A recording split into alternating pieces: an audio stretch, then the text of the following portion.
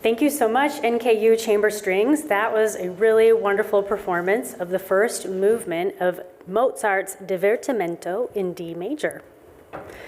To share a little bit about this talented group, the NKU Chamber Strings is a group of collegiate level musicians from different majors and backgrounds.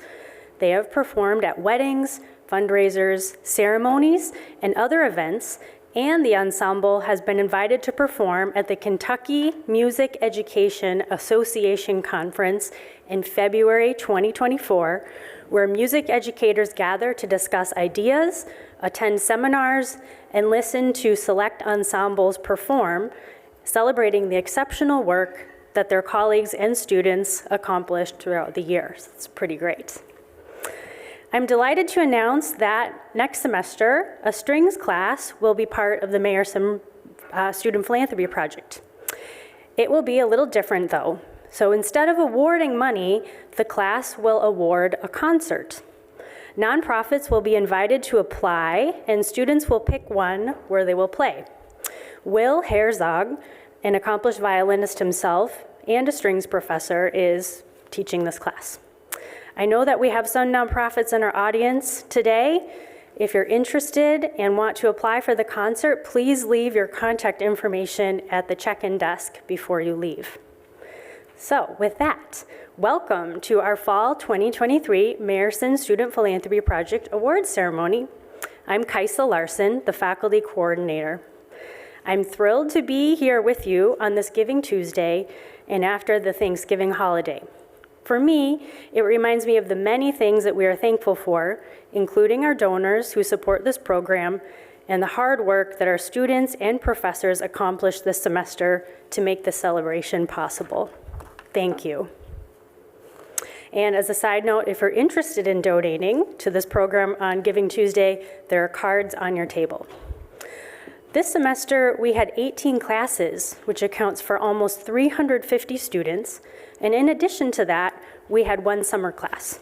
Together, we are investing $38,200 in 22 nonprofits. Today, you will hear the highlights of student philanthropy as a teaching approach and the impact that students' selections are having in our area. I hope that each and every one of you leave with something new that you discovered, the name of a nonprofit or a social need in our area that you never knew about before. You might think of a new goal for how to keep giving back, and maybe you'll have met some new contacts and some new friends here. I know in past ceremonies, I definitely have. So these are the tasks that I'm giving you. Before we start our class presentations, I'd like to introduce NKU's president, Katie Short-Thompson, to offer remarks about this program and its role at NKU. Welcome.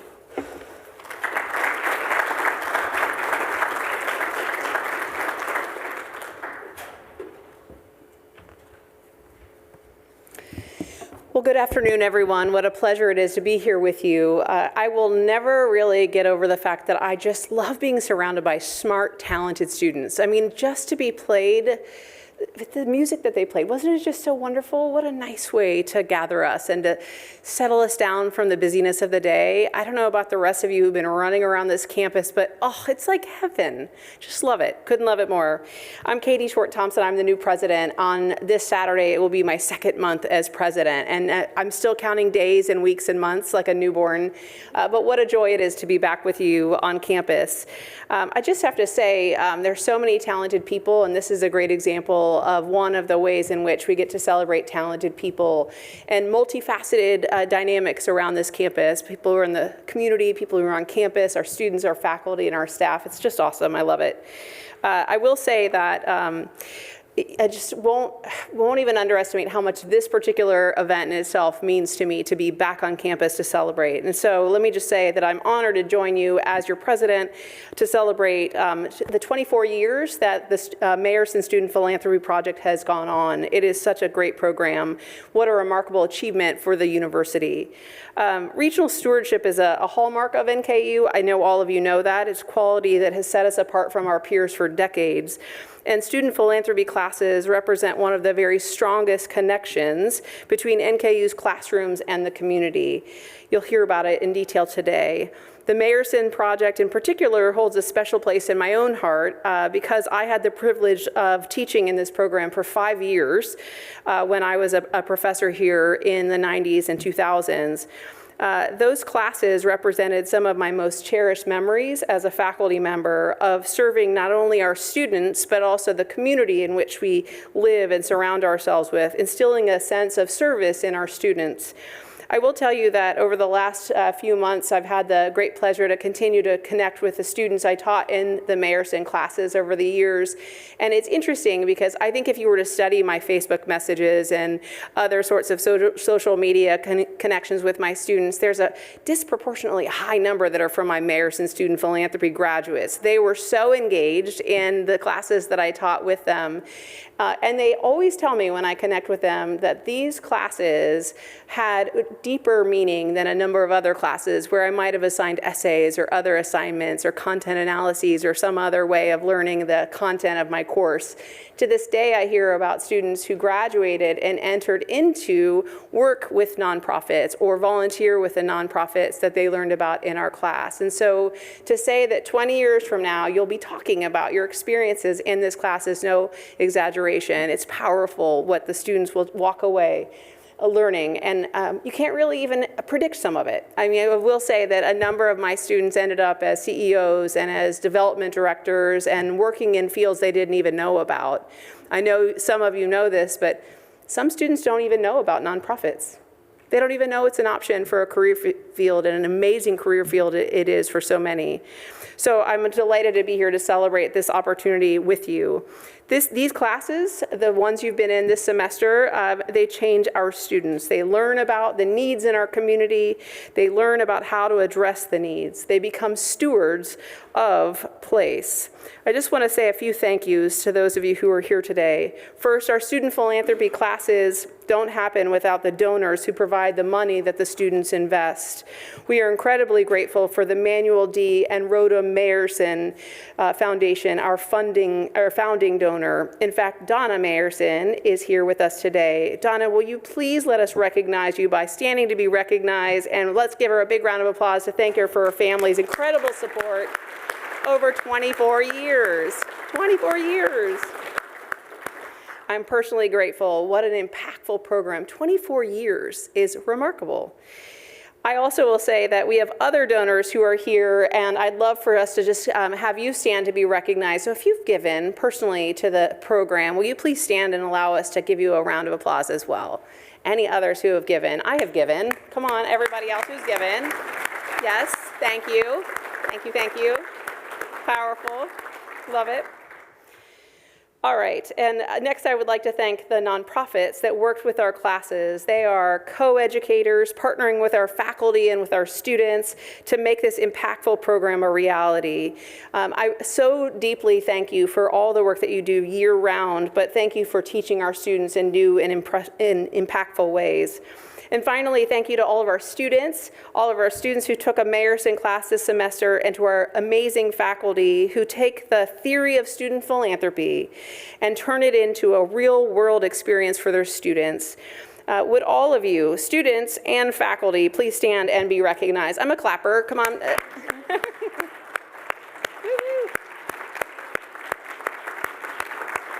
Well done. Well done, I love it. I'll never forget my students raised additional money for the money that we would give away. We would match the money, and I remember the power of feeling invested in the gifts that were given to the different nonprofits, impactful work that we did together. So we are, as many of you know, the nation's example when it comes to teaching with experiential philanthropy. Other universities call us and ask us at NKU how it's done. Our results are research tested with some 30 peer-reviewed journal articles about the benefits of teaching with student philanthropy.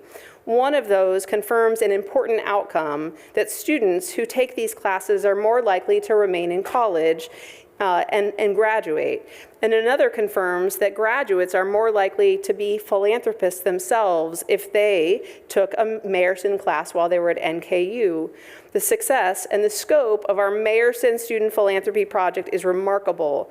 In the 24 years, this program has included 419 classes and has had nearly 8,400 students across 51 disciplines and in all 7 of NKU's colleges. It's amazing, just incredible numbers when you think about 24 years of this program. We have taught with student philanthropy and dual credit courses at local high schools, in undergraduate courses, and in graduate courses. At NKU, we have taught with it in person, online, and in these days, it has also been in hybrid classrooms. We've also taught in learning communities and in co-curricular activities. So together, these classes have directly invested $1,141,167 through this semester in 475 different nonprofits. Thousands of more dollars have been invested through through our indirect model in which students advise a foundation board where to invest. In just a simple word, wow. I mean, wow. Isn't it remarkable? 24 years, all of those dollars, what an impact. It's incredible. It's just wow-worthy. So of course I could go on and on. As you can tell, I get excited about this program, on and on about the virtues and the immeasurable impact of this program. But you have a full schedule. And I will say, I know you're going to be really eager to hear about this semester's 19 classes, all about their wonderful experiences, because frankly, no one tells us better than the students and the faculty how amazing and incredibly impactful this program has been. So thank you to all of you for your hard work, for being here, and for your leadership. Thank you.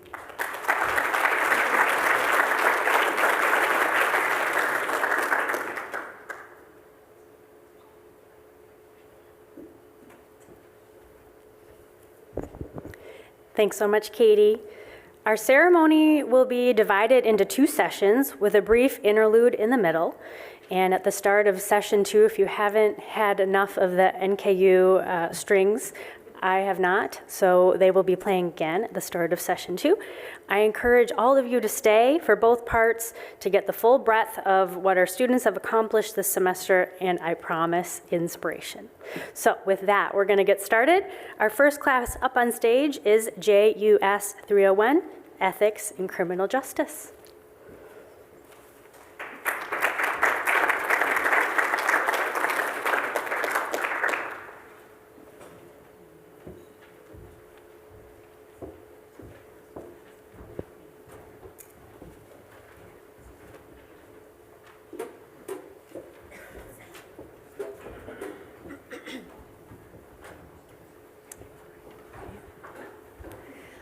Hello, so my name is Danielle McDonald. I'm a criminal justice professor here on campus. This class was Ethics in Criminal Justice. It's really important to me that when our students go out into their professions in the criminal justice field, that they are familiar with nonprofit organizations and know what they do so that they can connect their clients with them, because they're going to be working with folks who are, preventing from getting into the system, who are in the system, and who are coming back out. And so for this class, we focused on social justice and decreasing those barriers to create equity so that people can be successful when they come out of the system or keeping them out altogether. And so with that, I will turn it over to Jenna Hansen, who's going to tell you a little bit about First Step Home and why her group chose this organization. Hello. So originally when my group got together, we wanted to focus on an organization that dealt with addiction and rehabilitation. And when we were looking through organizations, the first one that immediately stood out to us was First Step Home. Not only do they help with addiction and treatment, they cater specifically to mothers and their children, and more importantly, keeping them together instead of separating them. And so they provide like a nourishing environment for the kids, while also providing treatment and therapy to the mothers and just keeping them in the same environment the whole time and that they're together the whole process. And I think that's just such an important process. And the kids are sometimes either lost in the system or forgotten about. So they're really taking charge and making sure that that doesn't happen in our community. And we just thought that was an amazing cause to go after and to help those disadvantaged mothers and keep everyone together. So that is why we chose them. And we're very grateful for all the work you do. And with that, I will give you guys this.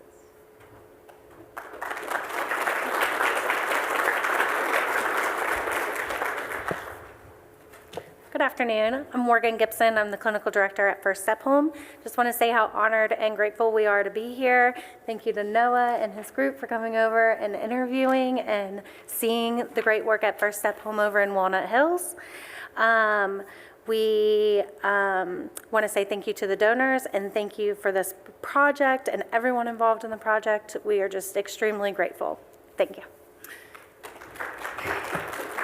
Hi, good afternoon. My name is Deanne Camp. I'm the Director of Regulatory Compliance. And I'm going to echo what Morgan said. We're just very honored. Noah called and said that we won. I was like, oh, we will travel for money, absolutely. But really, honestly, a large part of what I do is talk about the ladies when they live in our houses, that it certainly doesn't define who they are when they're diagnosed with the diagnosis of substance use disorder. And I really try to work with them hard to make sure that they can be a fabric of the community. One day they may see themselves in a university such as this as students. So once again, thank you so much, and we're very honored for this money and recognition. Thank you.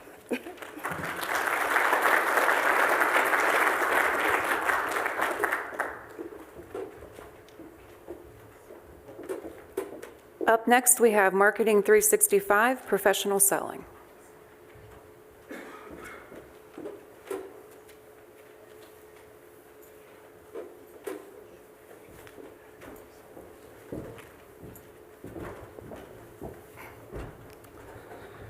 Hi, everybody. Good afternoon. Thank you for being here. I'm so excited to be here. It's my third year doing this project with the people from Mayerson, which I really love, and I know my students love too.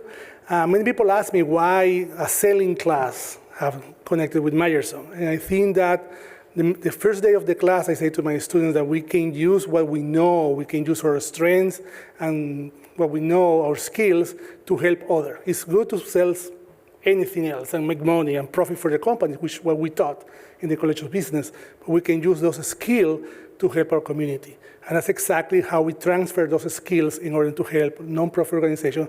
And not just need money. Everybody needs money. We got that, but also some kind of organization that needs something else. And this is the case for the nonprofit the team of my students selected. And they're going to explain you more in details, but the main line for their presentation, the final presentation, was, how many kidneys do you know that you have? And I suppose there was a stupid question, right? Like, come on, 2 kidneys. And they say, well, many people don't know that. And that's one of the biggest problems for the people to donate kidneys to the people that need that. And with that kind of sensitivity, with the kind of sensibility, my students approach that to working with a nonprofit organization, and you can hear from them what they do. So yeah, we got the opportunity to work with a nonprofit organization called Off the List, which is all about get those who are diagnosed with kidney failure or going to approach that line, like down the line, their kidney is currently failing. A lot of times they're like, okay, great, what's next? And that's where Off the List is like, okay, sweet, like, thanks for approaching us, glad you heard about us. They provide like marketing 101 and like sales techniques of like, how do you promote and get your story? Everybody has a story. And then especially their stories, heartfelt stories of like, yeah, my life was like this when I was fully healthy. I had this encounter, whether it's kidney cancer or just kidney failure, and post that. The hospitals do a great job with helping and aiding them to a certain extent. They're like, hey, here's all this information. And if they're in their 60s or 50s or just haven't really built together a story and pitched that to other people before, I know Prosper and myself and Priscilla, we have learned so much during this professional selling class, and like just what it means and how much actual time it takes to make a marketing plan to then push out to other people and get recognition. And so again, I'll invite Ms. Gibson up here to talk more about Off the List. So my name is Darcy Gibson. I'm the founder and president of Off the List, and super honored to be here today. There are over 100,000 people in our country that are on the kidney transplant list waiting for a donor. And most of those people will wait 3 to 5 years and up to 10 for a kidney from a deceased donor. And so my dad was one of those people 7 years ago, and I have a background in sales and marketing, and took all of those skills and transferred them over to building a campaign for him to get his story out. And we successfully found 2 living donors, and 5.5 years out, he is living a healthy life and has had more time with his family. My heart was just so pulled for all the other people that are in this situation, and for so many people that don't know how to share their story. So I founded Off the List to really empower and give people the tools and the resources so that they can share and they can find living donors. And we're successfully doing that. And these wonderful students actually adopted a 26-year-old that lives in Boston. I felt like they could really relate to her in her season of life, and I was thrilled to be able to text them a few days ago and say that on Thanksgiving night I got a text that she has a donor. So a life has been saved, and we're so grateful for their help in just helping us get that word out there and just help increase and raise awareness. So thank you all so very much.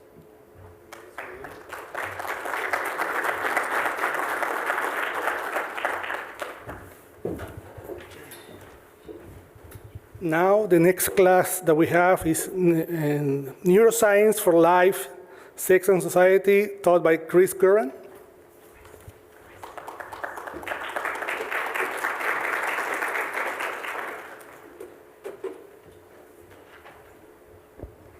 We're doing a double header, so as they get organized, I'm the director of our neuroscience program, which is housed in our biology department, and every faculty meeting at the top, it says we are committed to DEI, so leadership of our department chair, Erin Strom. Appreciate that. So I was inspired this semester to only look at nonprofits that are operated by underrepresented or underserved communities. So that was the theme for our course this year. And every team gives back something. So we're talking a lot about money today, but we're really into time, talent, and treasure. So even if they didn't get a Mayerson award, every nonprofit is getting some aspect of volunteer or a product. And that's been an important part. So I thank Mark Nykirk for that. And this is my last chance to thank him, I think, publicly for all he did to get me involved in service learning here at NKU. I also have to thank Carol Swartz, talk about time, talent, and treasure. She and Rick, her nephew, donated their time and talent to our class discussion this week, which is always great fun. But at this point, I want to turn it over to our students who were tremendous in awarding 2 awards, because we never can decide in Neuroscience 101. We want everyone to get something. Hi, I would like to introduce one of the 2 clients Neuroscience 101 did, Be Concerned, a nonprofit organization, a food pantry dedicated to giving people their need. I think everyone here can relate to being in need. It's something common across all humans. And personally, I'm sure my classmates can agree with the sentiment. Why I chose Be Concerned was around 6 years ago, my father passed away from kidney cancer, and our family found hardship. We also found solace in food pantries and nonprofit organizations, and it's really amazing to be able to help one out and give back after going through a situation like that. So I would like to greatly thank Be Concerned. Thank you. What a powerful story right there. It's one of the reasons I love student philanthropy. I think Katie said it the best at the beginning is, it's amazing how your eyes can be open to what your opportunities are in this sector. And it wasn't too long ago where I was sitting out in the audience doing the same thing, realizing, wow, there's a real opportunity to do good, make change, and get paid to do it in the long run. But our Mayerson project is always greatly appreciated. Be Concerned is one of the region's largest and longest operating free food pantries. And anyone reading any of the USDA numbers right now know that food pantry demand is at record-breaking numbers. Believe it or not, we have about 2,200 families that come across our 2 pantries every month, and that is up from 1,300 in March of 2020 when COVID stopped the world. So now more than ever, it's important to have this support for our families, and we appreciate that. We are expecting over 1,250 kids to take care of next month for the Christmas store. But at the end of the day, I want to thank everybody in the room here, not only for what you have done and are doing, but more importantly for what you will do for this community in the future. And all the students, you know, you guys are the ones that determine where we go next. So thank you guys for everything and being a part of it. And like he said, always remember, whether it's for a day, a week, an hour, a month, whatever you can do, take a look at the nonprofits. There's opportunities hidden behind those doors that a lot of times you don't know until you find out for yourself. And I went from the med school track to the nonprofit track literally overnight after giving one of those experiences. So check it out. Thank you, guys.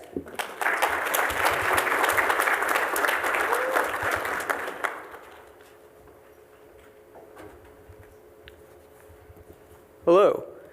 I represent the other group that our class ended up getting the grant for, Esperanza. Esperanza means hope in Spanish, and I believe that is a very fitting name for this group, as they provide so many different things for the Spanish and Latino community of Northern Kentucky. One of my favorite things is that very fact, because they just do everything for these people. They provide a number of services, they provide resources they need, and if they can't do it, then they'll connect you to whoever can. It is a wonderful organization, and I am very glad that they are receiving this grant.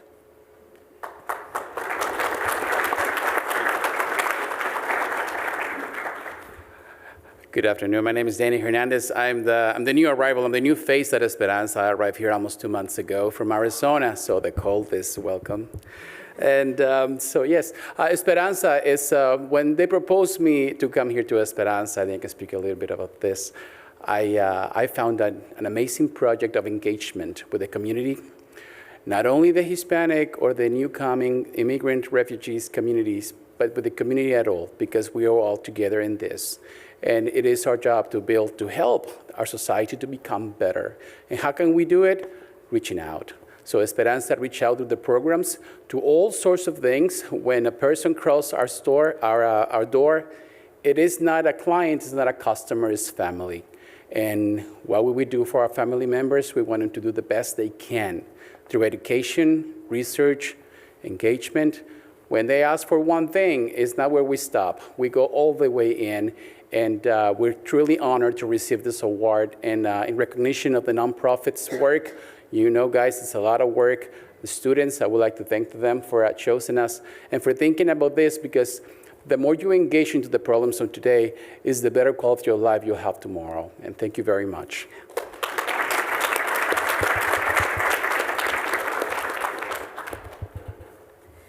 And up next, I'd like to introduce my colleague from psychology, Dr. Perry Lou Goddard, in her course, Psychology 420, Drug Policy.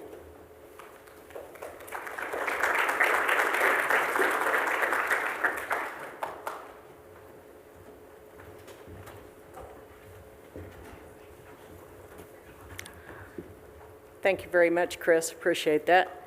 Once again this year, my drug policy students worked exclusively with Caracol, our region's nonprofit AIDS service organization.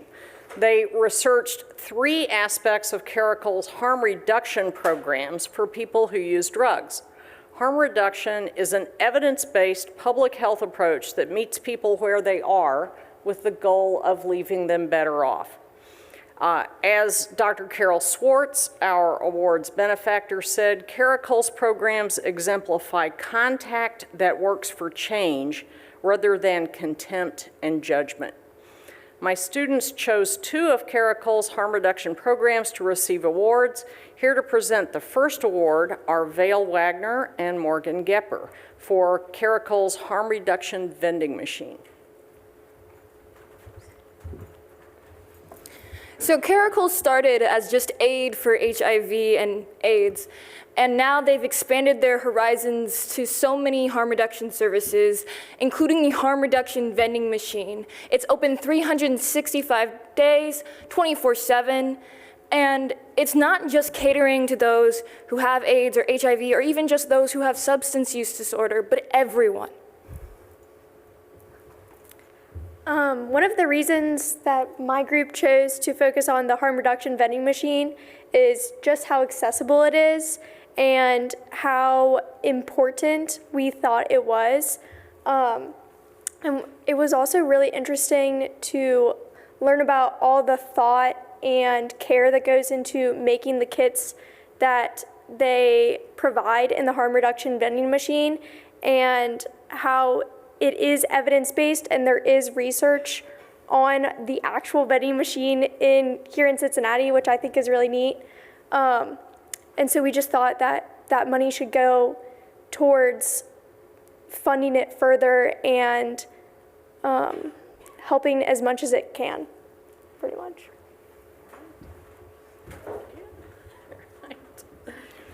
And here is Amari Johnson to present the second award for safer use services associated with the syringe exchange program. I'm a little short. Okay, so the second amount is going to the Safer Use program at Caracol. My group chose this program because of its importance in just ensuring people that are active users of drugs or just individuals who are in need of certain basic cares have what they need. A part of harm reduction is to not try to force sobriety on individuals, but again, meeting them where they are, and that comes with supplying them with the paraphernalia that they might end up using, and just to ensure that they are being safe with the lifestyle that they are choosing to pursue. So it helps, get rid of or alleviate the risk of any needle-induced diseases or illnesses, which saves lives. It helps with overdoses, and again, it is scientifically backed and proven. And my group just thought it was a really awesome project and a really awesome cause, so that is why we chose the Safer Syringe program to donate the second $1,000 to Caracol. Thank you. Thank you so much. All right, and here is Creven Van Sloan, our Caracol guide to all things harm reduction. I'm very grateful to Creven for helping my students get a front row seat to Caracol's life-changing work. Hello, my name is Creven Van Sloan, and I am a Harm Reduction Services Coordinator with Caracol. On behalf of Caracol, we would like to thank Dr. Perry Lou Goddard for inviting us to speak with your class, as well as to all the students who came and learned and also want to continue support through volunteer work. Harm reduction saves lives. Thank you.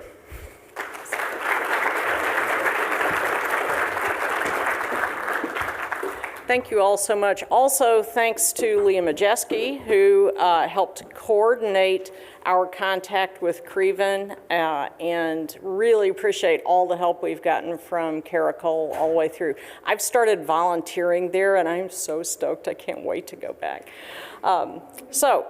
Next, please welcome Dr. Megan Downing and her Honors 101 Leadership and Society students.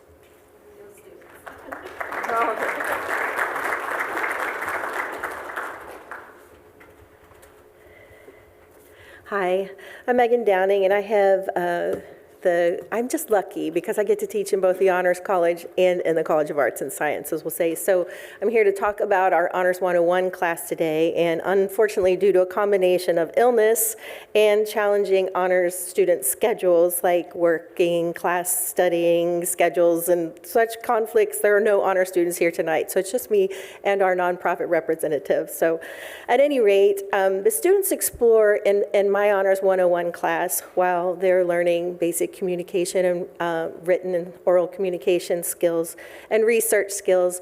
They're exploring leadership in society. And we look at that from the political standpoint, corporate social responsibility, nonprofit organizations, and civic engagement and becoming responsible citizens. And including the Mayerson project in this class enriches the experience because, well, you know, nonprofits have to navigate all of those realms, right? And so they bring experiences that they can share with the students and give that real-world learning experience to them. And so the students researched 4 organizations of their choice and selected the Brighton Center's Street Outreach Program. Because the Street Outreach Program doesn't share photos of their clients, we have a lovely picture of our representative Yvonne here, one of her coworkers at one of their counting, what's it called, Kentucky?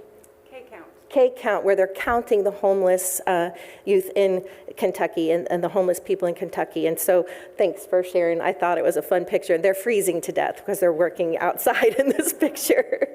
Then Yvonne and her colleague came and they shared more information about the organization with the students, and they outlined some projects that they wanted the students to consider for funding, and the students ultimately selected a program. And we really want to thank the Greater Cincinnati Foundation, as well as the miscellaneous donors that support the Scripps Howard Center for Civic Engagement, that made this grant possible for the students and the learning experience possible for them. And without further ado, I am now going to turn it over to Yvonne from the Brighton Center to tell you more about what they do. Hello, my name is Yvonne Navasio. I am not a public speaker, but I am a member of the Street Outreach team. And we're very, very honored to be here. Thank you for supporting our cause. We are stationed out of Homeward Bound Youth Shelter, and they house 11 to 17, but Street Outreach serves 16 to 21. And we basically hit the streets and try and find camps and little nooks where they hide out. We work with the schools, the police department, libraries, just to try and reach these youth that are either street homeless, couch surfing, escaping domestic violence. Some of them are being exploited and experiencing sexual trafficking, those sorts of things. And there's a very wide variety.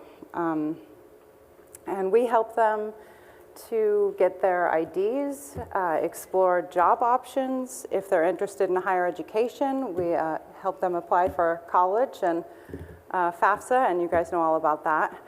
And basic needs such as clothing and hygiene, food. The money from this will be unrestricted, and it will afford us the room to buy things like tents and sleeping bags, car repairs, which were not in our grant funding formally. So this will help tremendously. So thank you very much for supporting us.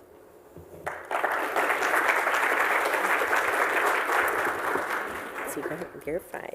And next on deck, we have Jonathan Kullick with English 101, Writing for College and Beyond. Walk this way.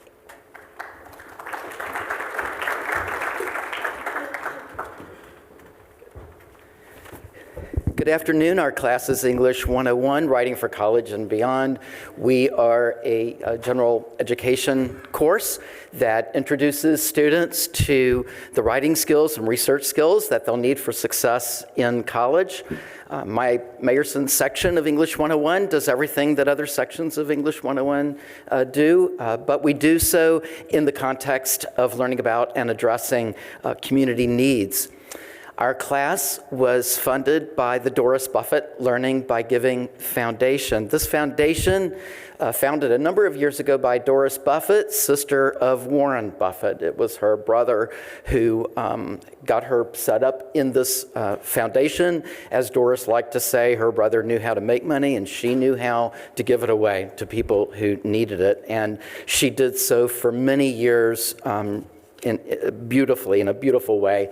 All told, the foundation has awarded nearly $4 million, worked with more than 360 classes nationally. That's more than 6,300 students, 850 nonprofits served, and I'm really proud that our class has been one of them.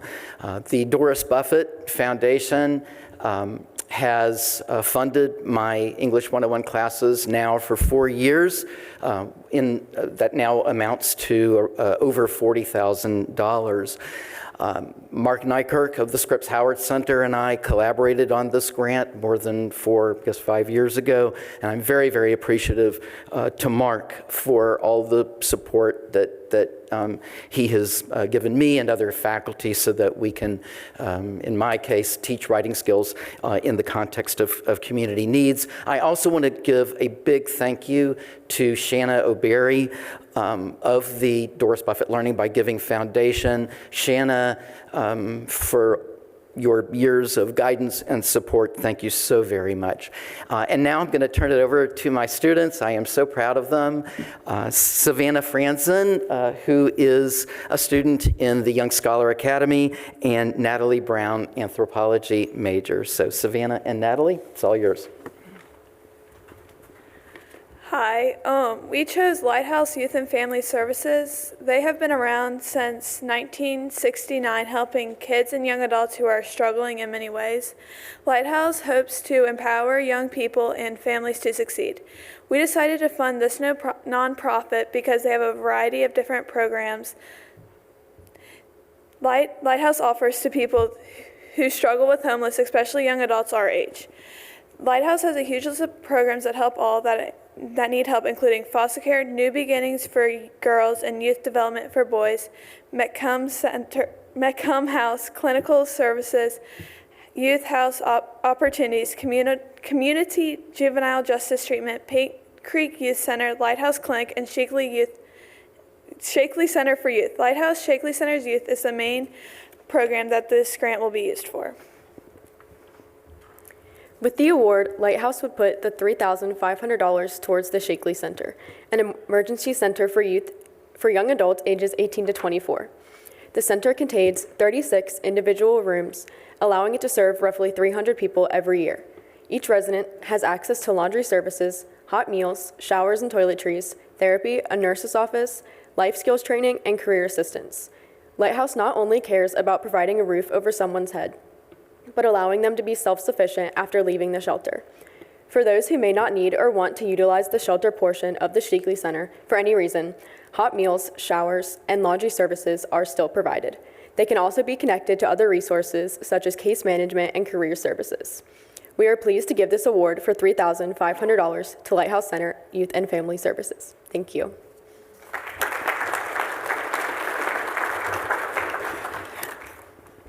Well, thank you, ladies. I think you guys explained the program better than I could. My name's Liza Tufarber. I'm grants coordinator at Lighthouse Youth and Family Services.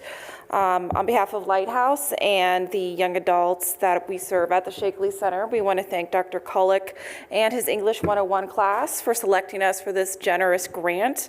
We are also grateful to the Doris Buffett Learning by Giving Foundation and the Mayerson Foundation for making this opportunity possible. It's been really wonderful to hear everything that the Mayerson Foundation has done for NKU and hear everyone's stories today.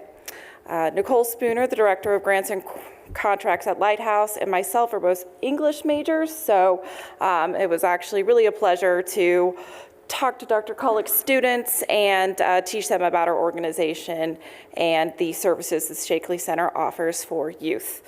Thank you again for selecting us.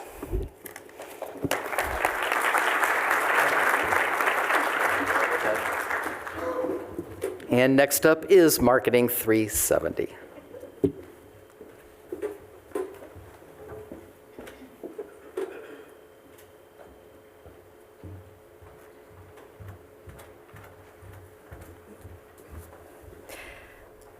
Good afternoon. The project was a really wonderful experience for us. The previous semesters, in this semester, my students first came to visit the nonprofits and learned about the nonprofits' goals and missions and what they are doing to contribute to the society, as well as the challenges that the nonprofits are facing. And then they came back doing research about the target audiences of the nonprofits and came up with specific recommendations for the nonprofits' digital marketing activities, like how to make their website more user-friendly or what kind of social media content that they should post on their social media accounts. I just want to share with you that I am very proud of the work and the commitment that my students put into the project. They treat it way more than a class assignment. They actually want to come up with something really tangible and valuable for our nonprofits to apply. I want to say thank you to the Mayerson team, especially Mark and Kaisa, for facilitating the process, and special thanks to our funder for the generous donation. I am also grateful for the nonprofits, particularly Upspring and Fuel NKU, for working with our students this semester, and also the nonprofits who show their interest and trust in our student work. At the beginning of the semester, when we sent our request for proposals, we received more than 40 applications from the nonprofits from the local community. We could only work with 2 this semester, but I hope that in the near future, we will have the chance to work with the rest. Now I want to turn over to my students, one of my students, Ashlyn, so that she can share her thoughts and experiences about the project. Hi everyone, my name is Ashlyn Saxtetter and I was a student in Marketing 370 this past semester. And we were able to work with 2 awesome nonprofits, Upspring and Fuel NKU. I was split into the group that worked mostly with Upspring, and I learned a lot about their journey and their mission, which I wasn't very clear on when I first started. After speaking with their representative, Katie, and meeting her in their offices, she was able to tell me about all of the different programs that they do, like after-school programs, summer programs, and their donations that they are able to get together for homeless children in the greater Cincinnati area. After speaking with her and realizing the true definition of homelessness, it really touched my heart, and I was very, very thankful to work so closely with them this past semester and learn more about their needs and their mission. I did not work as closely with Fuel NKU, but I do know that they are an amazing organization who is trying to help all NKU students and also the greater Cincinnati area who is struggling with hunger. So it was great to be able to work with these awesome nonprofits and see how their systems start to work and also apply our marketing skills to their needs. So without further ado, we'd like to award this to Fuel NKU. Upspring's representative is not here tonight, but that is okay.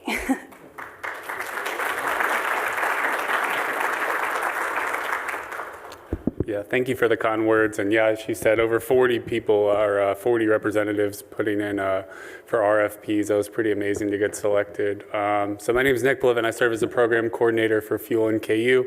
I like to say I have the shortest commute over here. We're right over in the Albright Health Center. So definitely appreciate the getting to collaborate with the students. I love getting to see what they want to do with maybe potentially with the funding because I'm not a marketing expert. I focus more right on the operational side. So having a little bit of assistance with what the current students want to do with the digital marketing, I'm like, I don't have a clue. So any leads you all have is very helpful. So I'm getting to decide a little bit on what the current students and getting to see their excitement. Right, it just goes a long way to see that they can find interest in supporting nonprofits like ourselves. So thank you for this partnership, and I appreciate it.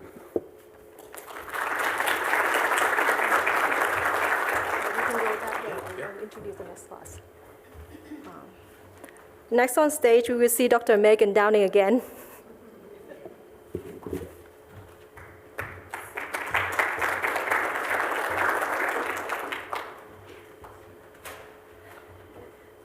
And so this is my College of Arts and Sciences class. In LDR 300, it's Foundations of Leadership. I include the Mayerson project in that class because it not only allows the students to experience leadership and the related challenges as they're doing the teamwork on their project, but also because it provides them the opportunity to actively learn about leadership in organizations and organizational challenges from the nonprofit perspective. And those challenges are pervasive whether you're in public organizations or nonprofits. I want to thank the Scripps Howard Center for Civic Engagement and all who support that foundation, whether it's in large or small ways that make classes like mine possible. And today, for this class, I don't have the nonprofit representative with me due to illness, but I do have students, so I'd rather you hear from them than from me, so I'm going to turn it over to them. Hello, my name is Michaela, and I was a team member within the research for Maysville Hands of Hope.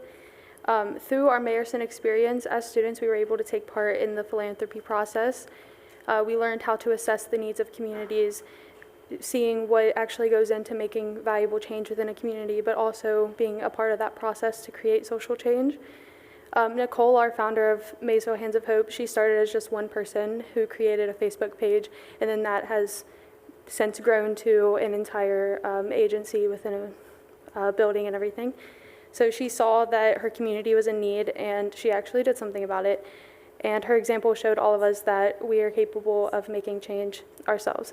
Now I'm going to turn it over to Brianna, who will tell you a little bit more about Maysville Hands of Hope.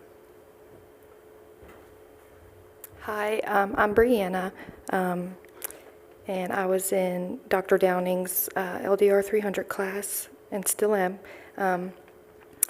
But Maysville Hands of Hope was started in 2020 during the pandemic, and she just wanted to keep people connected. So she would take donations and have people drop them off at her house, and then she would deliver them to other places, and that eventually turned into a storage unit that she paid for with her own money. She would have all kinds of household items in there, clothes, diapers, kids' toys, and now she actually has her own storefront, and this is the first grant that she is receiving. So she's super excited, and she couldn't be here today, like Megan said, because she was sick. But she wanted me to share something. She said that she was looking forward to attending today, but she is sick. This is such an honor for Maysville Hands of Hope. Not only is this our first grant, but this is such an encouragement for us to keep fighting poverty, homelessness, and addiction in the Buffalo Trace region. Our mission is to leave people better than we found them. And with this grant money we will use towards our soup kitchen, we will be able to do that much better. Thank you to the people who voted for us, believe in our mission, and realize rural areas need the same resources that bigger cities have. We serve hundreds of people weekly, and this is going to be an amazing opportunity to further our efforts. We are so humbly grateful. Thank you all.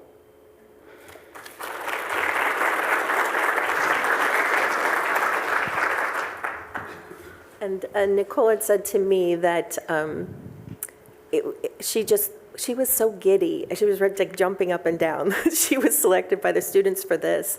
The students were particularly moved when she came to class to share her story, what motivated her to start Hands of Hope, and recognizing, as Michaela and Brianna said, the fact that this one person has started this significant movement in their community to recognize the invisible, the homeless people, she said people in their community acted as if that wasn't a problem when it really was, and bringing that into a norm that they would recognize it, but not just recognize it, but support it and try to eradicate it and help those individuals. So she just sent another email to say how very sorry she wasn't able to be here because she didn't think you would want her to share her strep throat germs. So next on deck we have my friend Dr. Becky Bailey from the History Department with Diverse Appalachia Museums and Social Media. Thank you. On behalf of the Shield Maidens, we'd like to present this.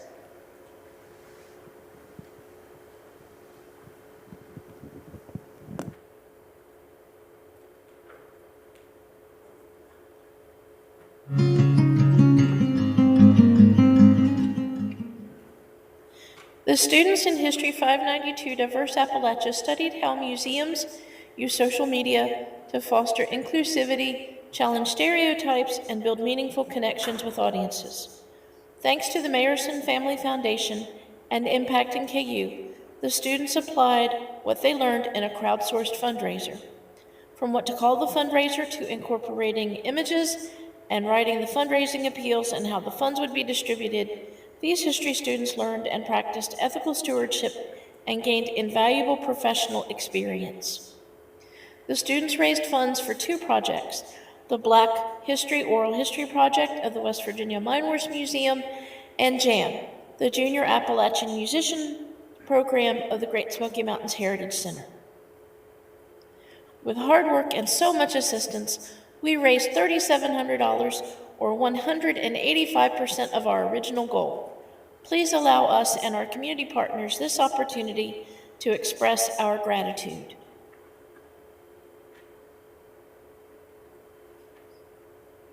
This fall, along with my team, I was able to be a part of a wonderful experience in raising $3,700 for a fundraiser called Enriching Appalachia Community, Culture, and Tradition. Helping with these 2 programs has given me an incredible opportunity for a real-world experience, while also providing me with a chance to gain further knowledge and learn about the usefulness of social media platforms, what it means to work with community partners, and collaborating with a team. I would like to thank you for this wonderful and amazing opportunity and allowing it to happen. I want to thank Impact NKU and the Mayerson Fund for allowing me the opportunity to gain resume-building fundraising experience and for greatly increasing the impact of our donations. I am so grateful to have been able to collaborate with these wonderful historical centers that bring history to life in unique ways every day. I look forward to seeing how they maximize these donations and further their impact on underrepresented communities and stories. When I joined Diverse Appalachia Museums and Social Media class this semester, I had no idea of the opportunity that awaited me. Being able to help build and create fundraisers from the ground up with the possibility of making a true difference immediately had us ready to work. Having Appalachian roots myself, and then working with 2 community partners nestled in the Appalachian region warmed my heart tenfold. These donations will help keep Appalachian culture and heritage thriving. I am sincerely grateful for the platform provided by Impact NKU and the Mayerson Fund. Thank you. This would not have been possible without you. An opportunity to assist in changing the trajectory of lives and historical documentation is one that I would cherish for a lifetime. To have even the slightest impact on an area that can benefit others through cultural experiences and document collection is one that pushes me to take on further impactful collaborations. This experience was bountiful in personal development through research, documentation, insight into social media platforms, and collaboration. Thank you for this experience. I want to say thank you to the Mayerson Family Foundation, our Impact NKU, our wonderful donors, and the amazing partners that we were able to work with. All of these initiatives are near and dear to my heart, and I'm so grateful that through this class and Impact NKU, I was able to contribute just a little bit that I could to help them. It's been a great experience and something that I'm going to remember for the rest of my life. Thank you. Hi, Lloyd from the West Virginia Mine Wars Museum here. I just wanted to take a quick moment to say thank you to the Mayerson Foundation, Impact NKU, and Becky Bailey's Diverse Appalachia class. Thanks to their efforts, we are going to be receiving $1,850 to help out with materials and technology needs with the Mingo Black History Project. So on behalf of the West Virginia Mine Wars Museum and from the bottom of all of our hearts, I want to extend our sincere gratitude and say thank you, thank you, thank you to all of those involved for their hard work in getting this funding for us. Thank you. Hi, Hi, this is Sarah Perkle, Program Director of Smoky Mountain Jam, and I have some of my jammers with us. Say hi, y'all. Hi. We would like to say thank you to the Mayerson Family Foundation and Impact NKU, all the donors and the students of the diverse Appalachia class for donating to Smoky Mountain Jam. We're going to use the money to buy some instruments and provide some scholarships. We really, really appreciate you. Thank you. Say thanks, guys. Thank you.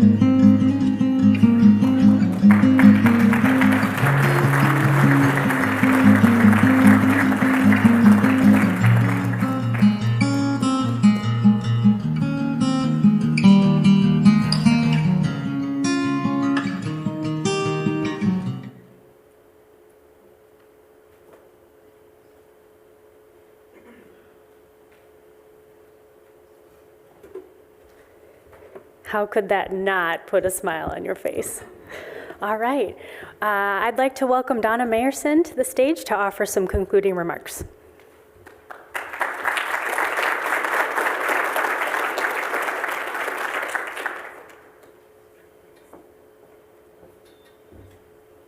Thank you.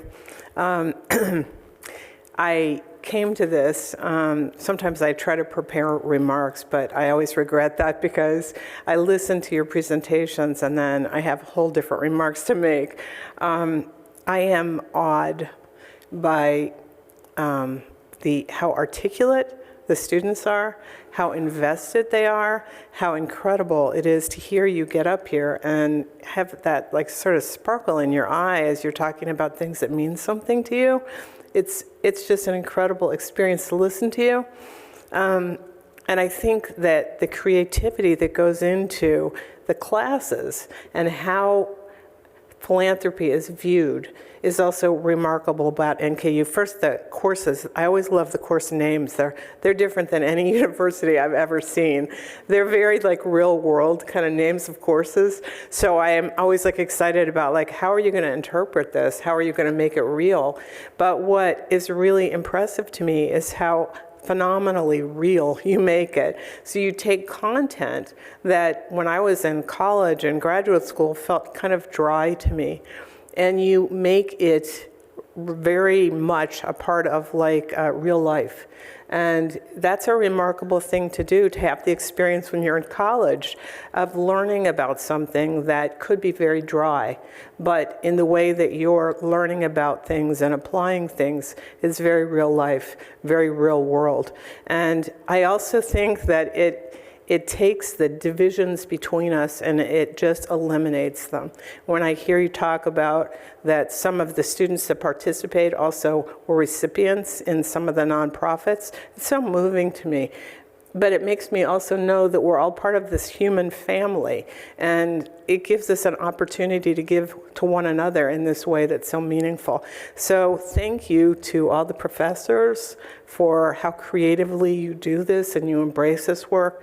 Thanks to all of you students for being so open, for being so passionate, and for using your creativity and your hearts in this work to make the world a better place and this community in which we live a better place. Thank you.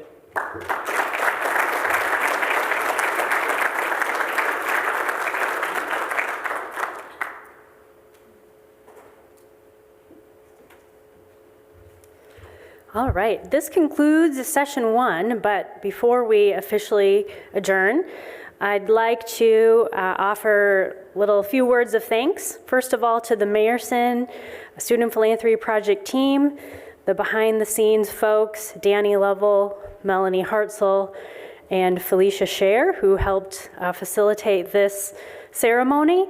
I'd also like to thank Chris Strobel, who helped us with photography and some of our audio and video needs, and our student workers who helped set up the room. And I'd also like to recognize that for the first time we have a webinar so we're live streaming the ceremony. So we'd like to thank our virtual audience who could join us as well. But I also have a very special thank you that I'd like to make note of. For me and many of the faculty who have taught with Mayerson, this is a pretty special ceremony, not just because of the amazing talent and giving that we just witnessed, but also because it is the last ceremony that will have Mark Nykirk in our ranks.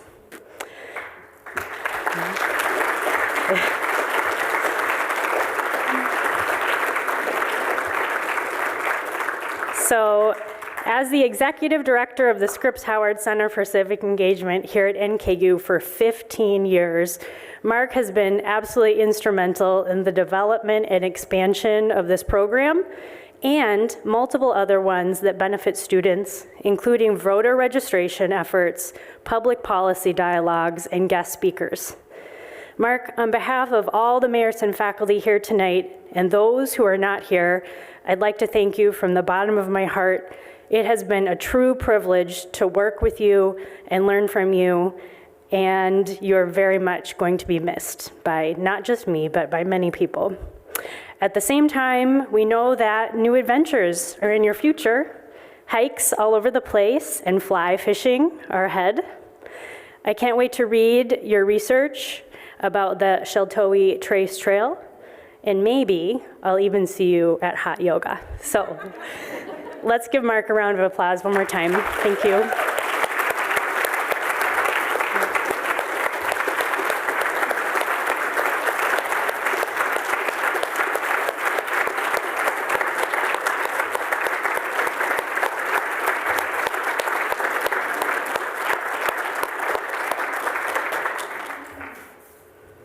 All right, thanks everyone. Some other details, please don't forget to grab some delicious snacks and food, so beverages in the back, but the real stuff is outside. There's a photo booth, so please invite your students and your nonprofit representatives to snap a picture. I believe we have the big checks where you can write on them for the picture. And for those of you who need parking validation, please see the checkout or the check-in table for those tickets. Thank you, everyone. We will start session 2 in about 15 minutes. We're running on time, so this is awesome news. Thank you.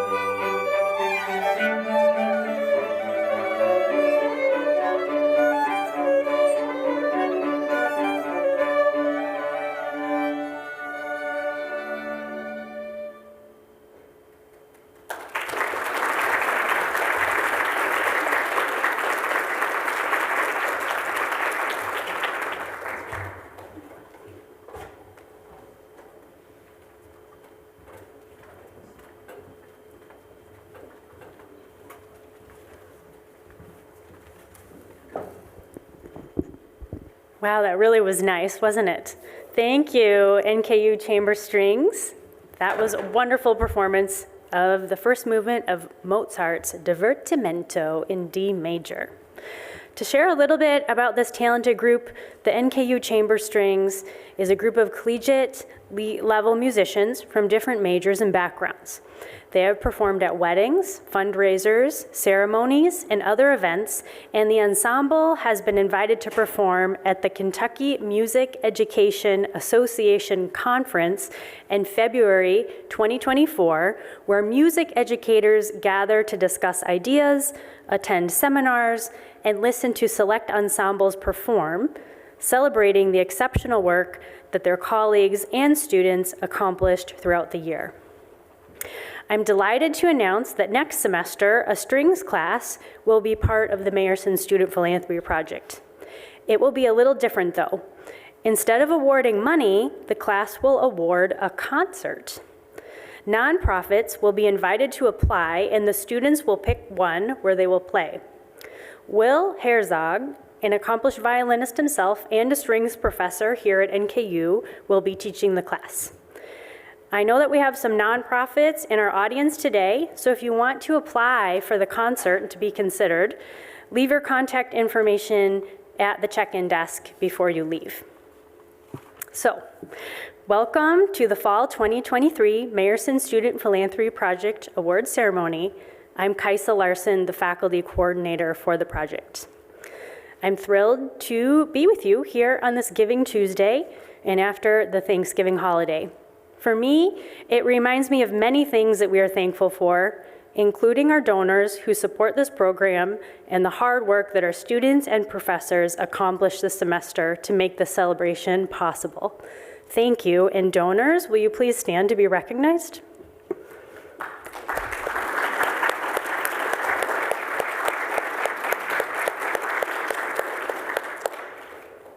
If any of you are interested in being part of Giving Tuesday, we have cards on the table to support this program. This semester, we had 18 classes, almost 350 students, and in addition to that, we had one summer class. Together, we are investing $38,200 in 22 nonprofits. It's pretty great. Today, you will hear the highlights of student philanthropy as a teaching approach and the impact that student selections are having in our area.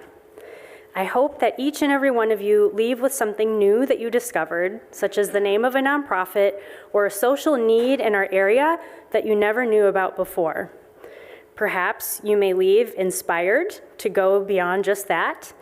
You can think of a new goal for how to keep giving back, and maybe you'll have met some new contacts and some new friends here. So those are the tasks that I'm giving each of you. So to kick off this session 2 of our ceremony, our first class up on stage is Geo 415, cross-listed with Pad 515, cartography. And unfortunately, our professor, Hongmei Wang, of this class cannot be here tonight. But I believe she prepared a video of remarks. And do we have any students from that class? I believe the students will be offering some remarks after this video.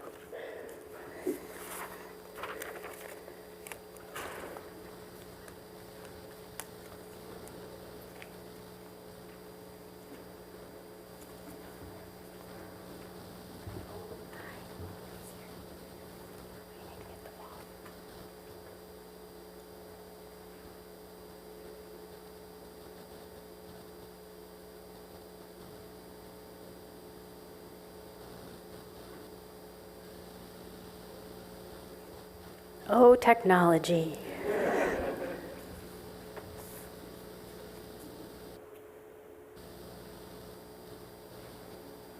Well, I can speak maybe not as expertly as Professor Wang, but as a coordinator, I do work closely with all of the classes and I have a general sense of what they're doing. Would you like me to proceed with that, or do we have a couple seconds to troubleshoot the volume?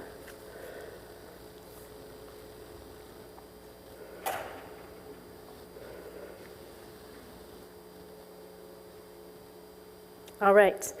Well, so Professor Wang has been in our Mayerson ranks for several semesters now, and each and every time I can say that students have really done an outstanding job with this class. For her class, she typically sends out a request for proposal at the beginning of the semester to find community partners that can work with the students to learn about mapping, and in some cases, digital mapping, which I think is super neat. So that's what I know. And I know that we'd also like to thank the Mayersons for supporting this class. And I would like to pass it off to the true expert, the student in this class. Hi everyone, my name is Brian Taylor. I am a student in Geo 415. And our project was to make a map that could show the area of where New Life Furniture Bank would cover, so they could donate, so donated furniture could be serviced to families that were either previously homeless or couldn't get furniture, and they would bring them the furniture that they get donated to the New Life Furniture Bank. In my project, I made them a map that will show the area that is covered under their service. Thank you.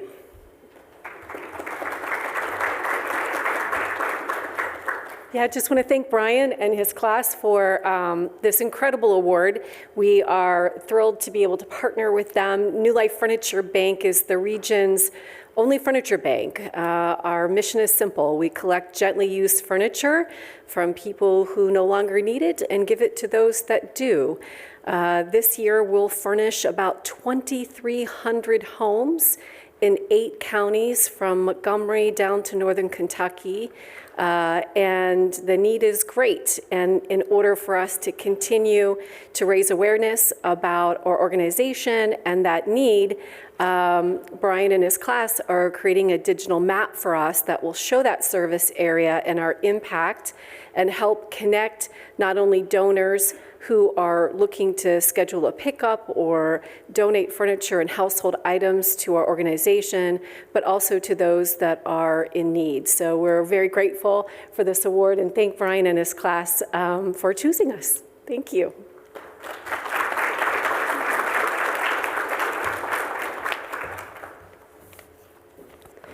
The next class that we are going to celebrate was taught by Whitney Darnell, professor and specialist in health communication.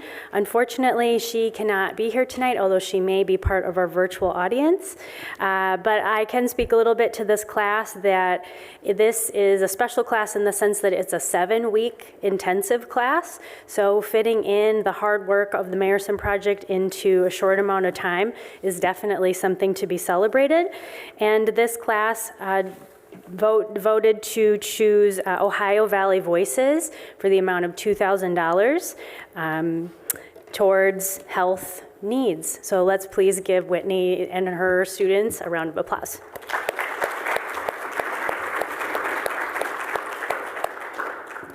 All right, next up on stage, we'll have History 630 American Decorative Arts, taught by my friend Brian Hackett.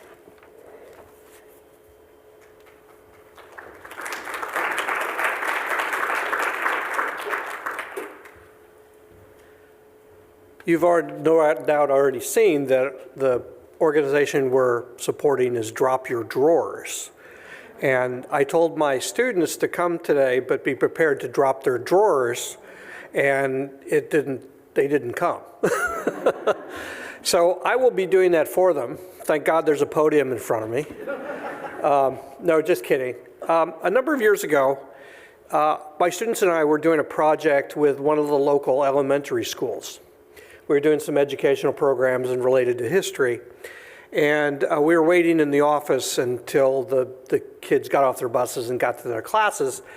And as we were waiting in the office, a little boy came in who couldn't be more than about 7 or 8 years old. And the lady behind the desk said, "Johnny, did you get anything to eat today?" And he was so excited, said, "Yeah, Dad gave me a cookie in the truck." And it kind of shocked us. It really did. And so this is, I think, about the 10th year we've been working with the Mayerson Project, and we've always tried to help organizations and people in need. And the way we do it is that we raise money and then it's matched, which is, I think, the best way to do it. I blame myself for not being up to speed as much as possible, been having some computer problems, so our Fund Me site isn't up quite yet. Hopefully it'll be up by the end of the week. But what we're trying to do is we're trying to raise money to give poor people, homeless people, some of the very basics of what most of us take for granted, one of which is underwear. Also things like feminine hygiene products, other things that are usually not donated to shelters and to the homeless. This is something that really means a lot. I know from personal experience that clean underwear is something to enjoy.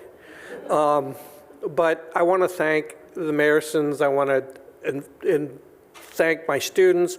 I want to thank the library, because we're partnered with the Campbell County Library. And I want to thank Mark Nykirk and his staff for the hard work that they've done for us and make this possible. As I said, this is about my 10th year. I sat down and figured out that my students have raised over and given away about $35,000 in the last few years. So I think this is a wonderful thing that needs to continue. But I thank you very much, and I thank the organization, and I am thankful for the opportunity. Thank you.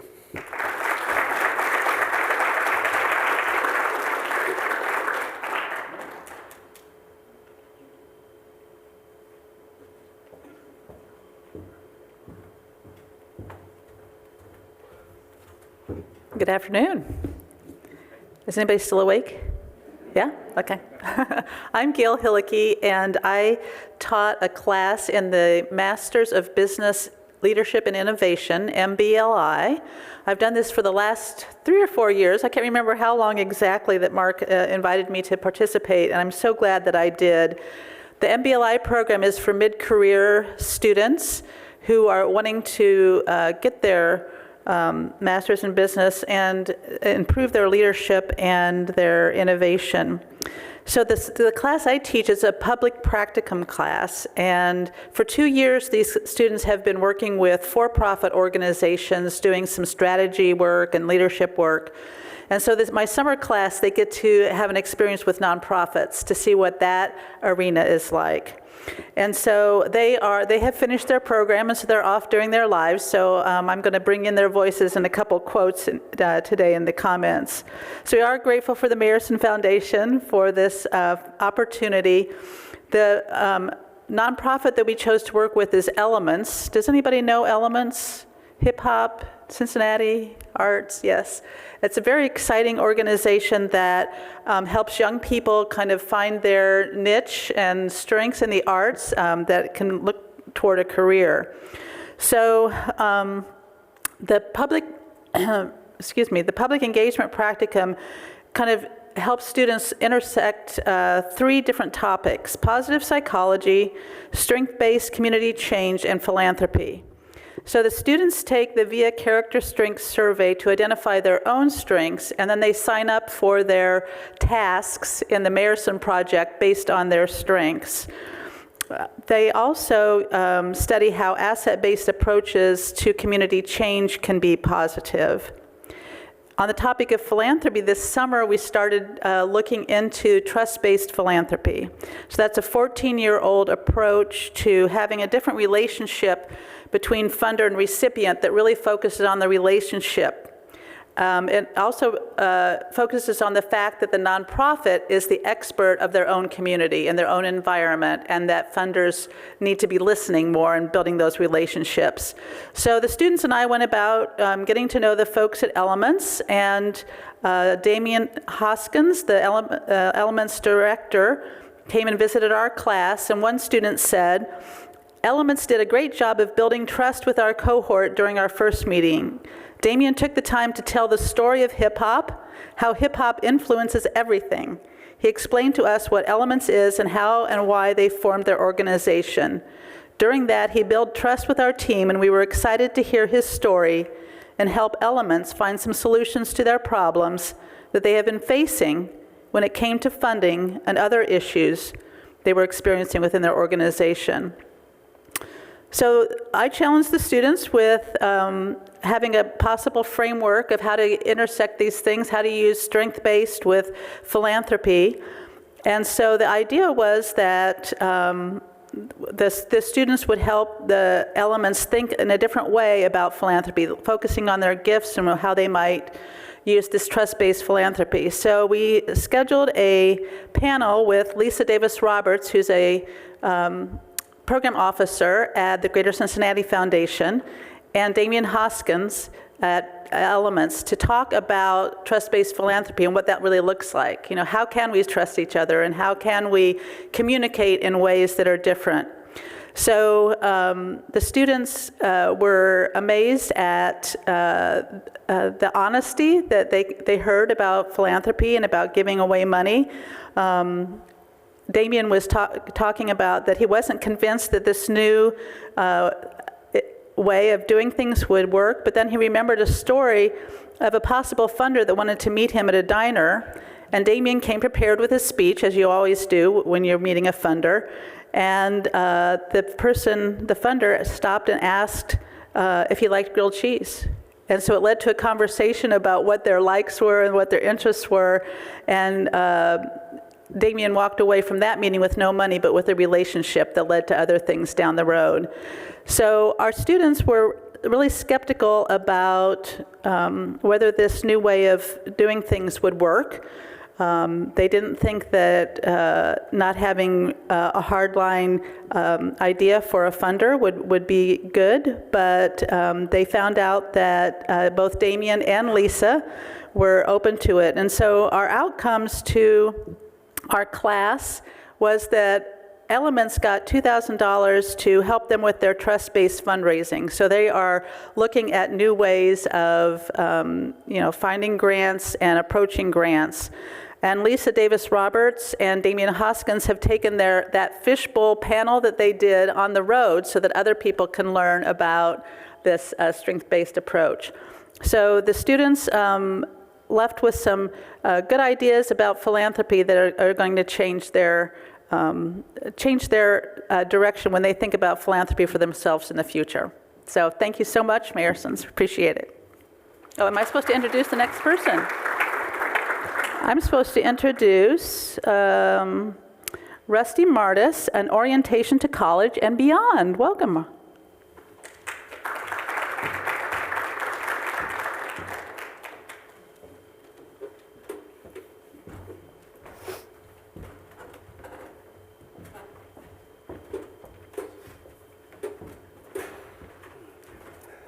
Well, thank you very much. Hello again, my name is Rusty Martis, and I was honored to be the professor of the UNV 101 Orientation to College and Beyond course. We had 4 student groups who had 28 veteran-centered Northern Kentucky nonprofits to choose from. Each group chose one nonprofit for further research using information and financial literacy skills and conducted an interview with their chosen nonprofit. Then each group presented to the class their findings. The students then voted using the board account method, and in the end, they chose who received the R.C. Durr Foundation Incorporated winner. At this time, I would like to invite the winning group, Team Blue, up here with me to tell a little bit about the winning organization and to present the check. Shepard, please get us started. Thank you, Professor Martis.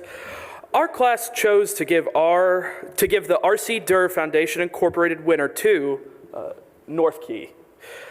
North Key Community Cares program for the Northern Kentucky Service Member and Veteran and Family Suicide Prevention Coalition. Our team consisted of me, Shepard, Ben, Emily, and Sam could not be with us today. We enjoyed the MSPP assignment tremendously. It was awesome to learn so much while giving. And now I would like to have Emily describe North Key's mission. Hello, my name is Emily, and the mission of North Key is focused on community care and transforming the lives and communities throughout excellence in mental health, substance abuse, and developmental disability services. Now Ben will discuss why it is so important to have these services in Northern Kentucky.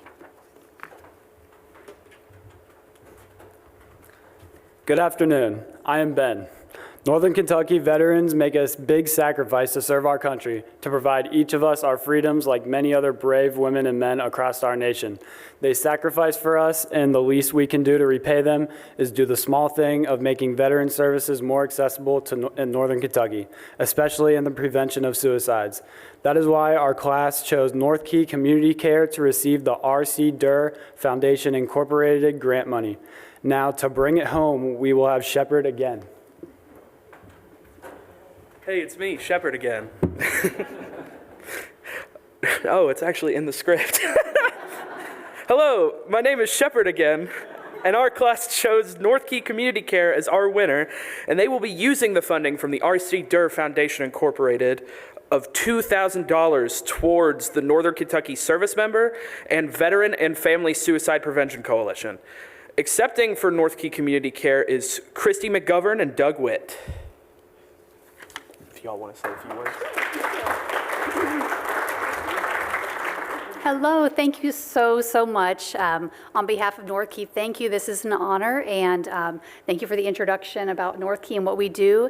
We've been working very closely with the Cincinnati VA for the past year and a half, at least, to build this coalition, and it's the Northern Kentucky Veteran Suicide Prevention Coalition. And for the second year in a row, North Key will actually be donating the award directly to the coalition. Veterans are at a 57% higher risk of dying by suicide than those who have not served. And our mission as a coalition is to connect veterans, service members, their families with information, tools, resources to get the help that they need. So we are a relatively new coalition, so we'll be using the award to go towards marketing and educational materials that we'll be putting out in the community as we kind of make a name for ourselves and join more opportunities in the community to get the word out. So, and I'll actually just go ahead and let Doug say a few words if he'd like. Thank you. Hi, my name is Doug Witt. I'm a peer support specialist here at North Key Community Care. If anyone knows what a peer support specialist is, somebody with lived experience. I'm a recovering addict. I'm also a person that lives with anxiety, depression.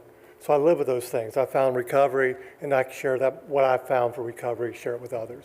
I'm also a veteran of the U.S. Army. The first probably 10 years after I got out, it was rough. I was in active addiction. I attempted suicide quite a few times, and I owe my life really to the VA because they're the ones that kind of saved my butt, you know. So I spent some time with them. I'm still with the VA doing, with therapy and stuff. But the coalition means so much to me because it's like we went to the Northern Kentucky University basketball game a few weeks ago. We set up a table. And I got to talk to like 3 different people that we made those instant connections with. They were a veteran, they found out I was a veteran, and we talked about mental health. And it just, that's what it's all about. And that's why I'm a member of this coalition as a peer to use my lived experience to help others. So this coalition's pretty awesome. So we're gonna try to reach out and get help for veterans like myself. Thank you.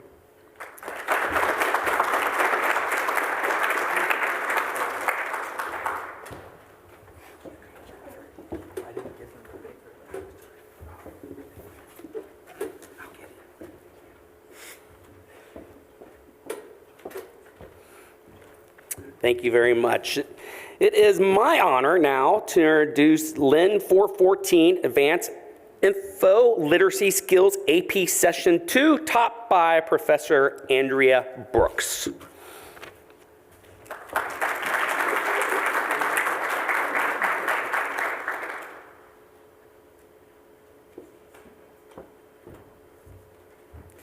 Hello, I'm Andrea Brooks. I'm a librarian here on campus, and as part of my role, I teach in the Library Informatics program. So I taught Advanced Information Literacy. It's an online course, and it's really a course about information in the community. I have a Padlet. I don't know if we can pull that up here. Because it's an online course, my students aren't here, but I did attempt to bring them with me. The goal of this course is to build on information literacy skills that students are already applying in the classroom and extending that knowledge into other areas. So we talk about information context, recognizing and identifying bias, assessing bias, using resources to do community research, and applying evidence to make decisions. So this was my first time partnering with Mayerson. I believe it was the first time this course was a Mayerson course, but it really was a perfect match for the course goals. My students got to apply information literacy knowledge and skills to research a few organizations who are all doing wonderful things in the community. And then for my students, of course, there's this real consequence in that their research and analysis would lead them to fund one of the organizations. And in doing their research, they focused on organizations that were filling some type of information need to a community population. So ultimately, my students did select the Campbell County Public Library. My students were drawn to many of the ways that they provide information and access to the community. They were especially drawn to this idea of an incarcerated reading program, which is something that the library is exploring. And as my students are wrapping up their final couple of weeks in the course, they are working on a project to now help the library further explore this idea now that they have the funding. And the idea is where parents who are incarcerated are provided with books, and using technology of some type, they read the books to their children at home, and then their children can experience that, have that experience of being read to by their parents. So it's exciting to be able to partner with an organization as they embark on a new initiative. And then my students behind me, I asked them to contribute to a shared whiteboard space about the value of the project. We won't play all the videos, but we have a couple that we can go ahead and play those. The Mayerson project gave me the opportunity to see how information literacy was valuable in my community and put what I have been learning in this course, LIN 414, to good use. Thank you, Annie. And then there's the second one. This is Marshall. This class has expanded my knowledge of how to find information more efficiently and how to use it more effectively. It's also given me the chance to showcase my problem-solving skills with my classmates, and I'm excited to see how that translates into a real-world scenario outside of the classroom. And then one of the greatest benefits I heard from many of my students is that while they did ultimately select a library for funding, they hadn't really considered how information literacy is used or applied outside of libraries.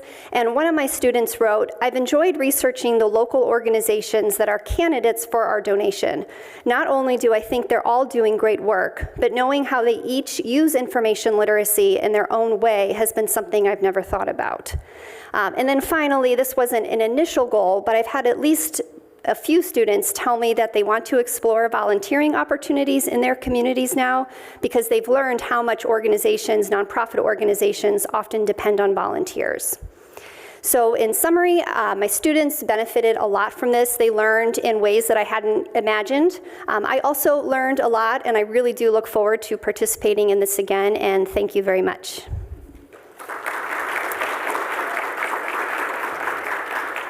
And now we will bring Ada Chiensky, an LDR 160. Thank you.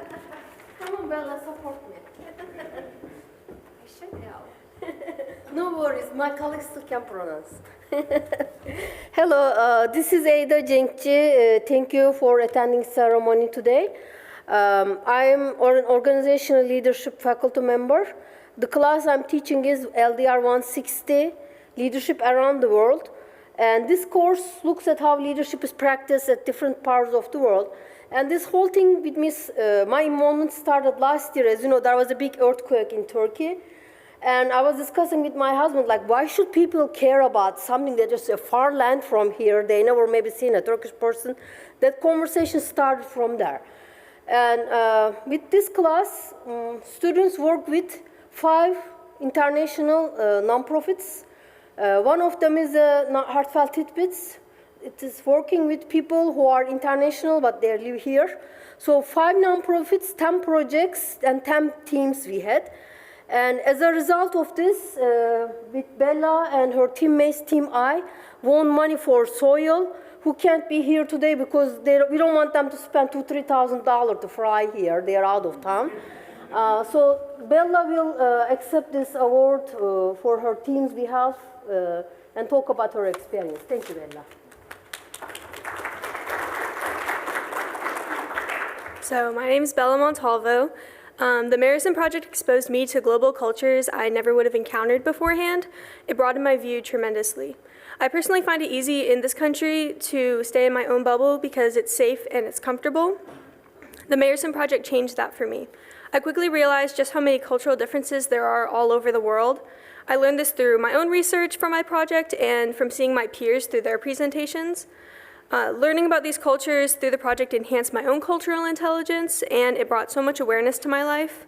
And also, since this was a group project, I not only learned about culture, but I also learned about leadership. It's leadership around the world, so I learned about leadership for my personal life. I was the team lead for my group, so I learned how to delegate tasks, how to solve personal issues, and how to create a vision for my team. And once we all got on the same page for that vision, we really started to thrive, and we created an excellent project. The organization I got an opportunity to work with was the Sustainable Organic Integrated Livelihoods Organization, also known as SOIL. They're based out of Haiti, and the majority of the population there lack basic sanitation and waste sanitation, which we as Americans take for granted every day. But SOIL changes this by providing them with proper toilets, effective waste sanitation, and they turn it into compost so that they can give it back to the country of Haiti. But I'm excited to present this award to SOIL today because they transform the lives for the better. And Dr. Ada will talk a little bit about their remarks because they can't be here today. Thank you very much, Bella. Team I did very hard job because this is for toilet systems. It's not a cool subject to talk about. It's not like lights out kids. I mean, it does help kids. So that was very tough job. I applaud you. I was kind of concerned about their team, to be honest, because I thought students in privileged backgrounds won't understand it, but they did a great job. Now I will read the remarks. As I said, SOIL can't be here, and they wanted to thank you. Here are their written remarks. The entire SOIL team is thrilled to accept this grant from Mayerson Student Philanthropy Project at NKU. In Haiti, 3.3 million people are living without access to a toilet. There are few options for obtaining one. This award will help SOIL using our rapidly deployable container-based toilets. So they are using container-based toilets there, and SOIL is hiring people to operate them, in order to support baseline health and provide a dignified sanitation option for vulnerable households. Specifically, these funds will support SOIL service expenses, which includes toilet construction, vehicle maintenance, cover material production, toilet services, and operational staff wages. And lastly, I would like to say, in the face of current humanitarian crisis in Haiti, we are extremely grateful for NKU's support so that we can continue to reach even more families during this critical time. We feel grateful and honored by our students' advocacy and representation of our work. And she says, Merci Anpil, which in Haitian it means thank you very much. And thank you, donors, for giving us the money to donate. Thank you. Thank you very much. And next, University 101 Orientation to College and Beyond class. Thank you.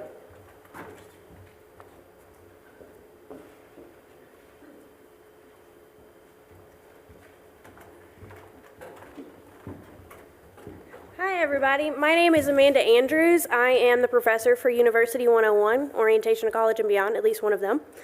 And I have a lovely group of students here with me. Dr. Hackett, I told them to keep their pants on, so that's why they showed up. Throughout this educational journey that we've gone on as first-year students and professor, we've learned a lot about each other, and part of that is the power of connection, the power of working together as a group, the pitfalls that can come with group work, and also the administration of what it means to really be philanthropic and be a partner to people in your community. So instead of me talking a lot about what we did, I am instead going to turn it over to my students and let them talk to you about what they did. Thanks, Ms. Andrews. Hello, my name is Braden Blackburn, and today my group and I will be talking about our experiences working with Hope Ministries and the Mayerson Project. First and foremost, before we get into anything else, I would like to give any and all glory from this project straight back to God, because without Him, none of this would have been possible, and I probably would not be on this stage here today, talking to all of you right now. And along with this, without Him, Hope Ministries would never have been founded, and all of the impact they've made over the last 27 years would never have happened. Hope Ministries is a nonprofit that operates alongside of Florence Baptist Church to provide clothing, food, and other essential items to the in-need people of Northern Kentucky. Other churches, organizations, and community members also assist Hope in serving the people of the Northern Kentucky area as well. Hope has existed to help fill the ever-growing needs in our community for the last 27 years and will continue for many years to come. Each week, Hope is open 9 to noon, Monday through Friday, where anyone in the community can come in to get bags of groceries or go shopping for free to receive anything that they need. Each Wednesday afternoon, they are also open to give out bags of food to members of the homeless community. They usually have about 30 to 40 people show up on their doorstep, while averaging about 5 newcomers per week. Along with the growing numbers of customers and financial shortages, they have had to cut back on the number of resources being handed out per person, but this grant will help them tremendously in getting back to where they once were. We as a group chose Hope because of their mission to help those in need and the life change that they provide. After a long selection process and a class-wide presentation and vote, our UNV 101 class selected Hope to receive this grant. We chose them because of their current need for the money and the immediate impact that it will have on their day-to-day operations. With the holiday season coming up, this is the busiest time of year for Hope, but also the most impactful. They just wrapped up their annual Thanksgiving basket giveaway, where they provide entire Thanksgiving meals to families who otherwise would not have had one. Along with the work that they do for Thanksgiving, they also do tons of work throughout the Christmas season with their annual holiday party. Leading up to Christmas, Hope hosts a Christmas party where children and their families who would not otherwise have any typical Christmas experience can come and receive presents that are purchased from a list that the parents submit to Hope earlier in the year. Along with these toys and winter clothes, every child in attendance also receives a brand new bicycle to take home with them. Hope also provides birthday parties for anyone who cannot afford it with a service they have called their birthday room. When a client uses this service, they can pick from an array of toys and gifts to take home absolutely free. They can also receive non-perishable items to make a birthday cake for their child and provide them with some precious memories. Most of us live in a world where our birthdays, Thanksgiving meals, and Christmas presents are a foregone conclusion every year and something that we can easily take for granted. Despite this, there are many people in this area who have never had these things, and the only way that they can have these precious experiences with their families is through the great work that Hope Ministries does. So in conclusion, from myself and the entire UNV 101 class that helped make this happen, thank you.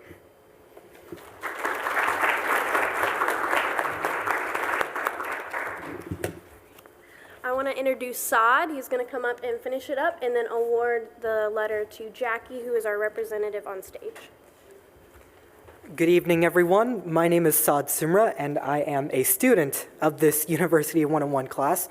I just simply wanted to add on to what Braden said and perhaps reiterate a couple things that he mentioned. I just wanted to say that during the research process that our group and I were doing to try and figure out which nonprofit organization to select to give this to award this donation to, I just wanted to say Braden played a huge part in it, because if it weren't for him, we probably would not have selected Hope Ministries, and he was actually most knowledgeable with Hope Ministries, mostly because, well, his mom is actually a representative of Hope Ministries, so we really had all the information we need immediately readily available. And I just wanted to say, when we did our site visit, one of my other dearest group members, Jay, mentioned to me that I looked like a kid in a candy store when we were going around dang it, what was it called? Yes, Hope House. And so I really had a fun time with, and I am losing my words, I apologize. Sorry. I just basically wanted to say I had a really great time participating in this project, and I really enjoyed it. And I would like...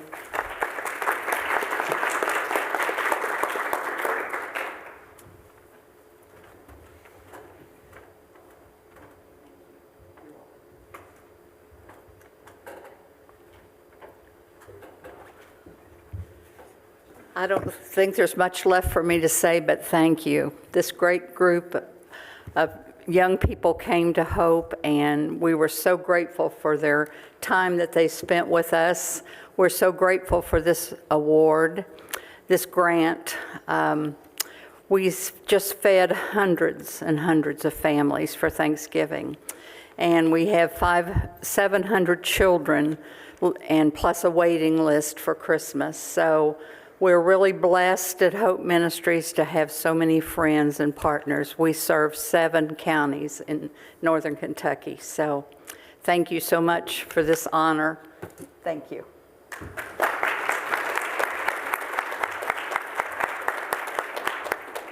I just wanted to introduce my students. I realized I actually forgot to do that. Braden, Jay, Amira, Sarah, and Saad. Sorry about that.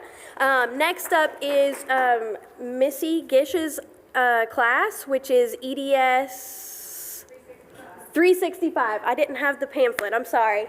So yes, she'll be talking about her nonprofit's work through her class, Characteristics of Emotional and Behavioral Disorders.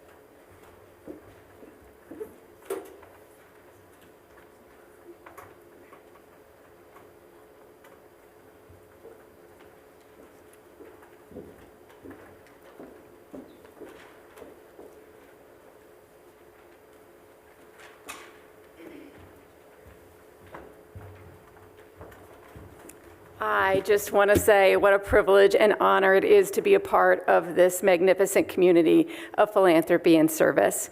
I'm sharing the stage with representatives of EDS 365, Characteristics of Emotional and Behavioral Disorders, and I'll let them tell you a little bit about our project that we did this semester. Hello, my name is Tia. The regional school program is a public school program that serves students with emotional behavioral disorders. They are a worthy candidate of the grant money because they try their best to make the safest and least restrictive environment for the students. The class provides an opportunity to gain insight into how to teach and support students with EBD. Hi everybody, my name is Mallory Bain. We were deeply embedded within the school environment and had opportunities to give back, not only by being in the classrooms ourselves and helping students, but also planning and running a fall festival for the students. This experience was rewarding because we were a part of something bigger than just a typical class. We gained increased understanding of others, building compassion towards students and their experiences. I'm Claire, and through this course and the Mayerson project, we were able to see where the money is going and recognize how philanthropy can be helpful to the entire school community. This experience also helped some of us to figure out what we wanted to do with our degrees, opening up opportunities and possibilities after graduation. We are proud to present this check to the NKCES Regional School Program.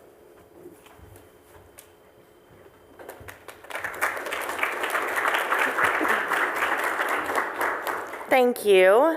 As they stated, Regional School Programs is an alternative program just right down the street, about 2 miles away, that serves students from approximately 14 different districts in the northern Kentucky region.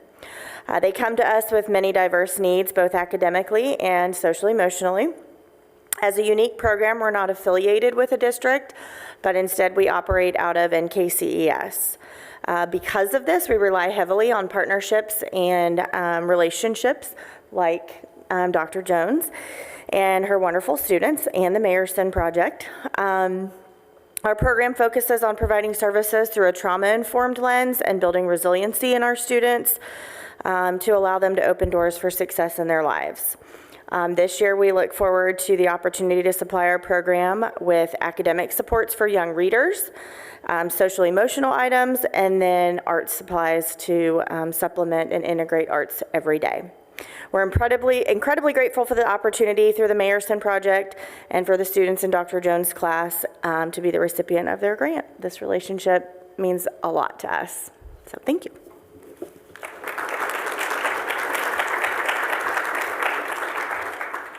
And I'd like to introduce the last group, and certainly not the least, PAD 622, Volunteer and Community Engagement, taught by Julie Olberding.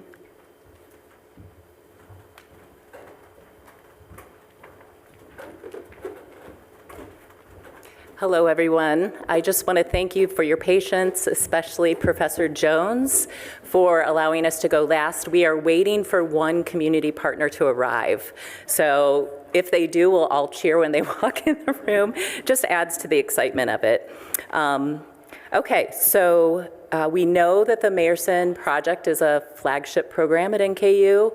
I've been very grateful for it. I know the faculty and students in the room are, so I just, coming out of Thanksgiving, wanted to be thankful and grateful and appreciative for the people that make it happen. The people that are steering this ship and guiding us include Kaza Larson and Danny Lovell, Melanie Hartzell, and Danielle Turner.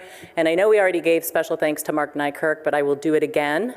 I have been on this ship with him for a long time, however long he's been here. He's been an excellent steward of the Mayerson Student Philanthropy Project, an excellent guardian of it, and I know there's a lot of other programs that he works with, but he has enabled us as faculty to be creative, to engage students, to use high impact practices, which really enhance the learning of our students and their engagement with the community. So just one more shout out to Mark, if we can. I'm drawing it out with the hopes that our community, no, I'll get to it. But I want to highlight a couple things about the PAD 622 class. It is a hybrid class, so we have in-person meetings and online meetings, and some of our students are fully online. So I think some of them are joining us via Zoom, so welcome if you are there. But I want to give a special thanks to the students who have shown up for this, Kyle Beck, Morgan Peterson, and Jeanette Harney on the end here, and a couple of them will be talking in a minute. But like many of you, they all work for full-time. It's challenging to get to campus and to do this, so really want to thank them for that. This particular class is a continuation of something that we tried to start with graduate programs, getting graduate programs to collaborate on community engagement.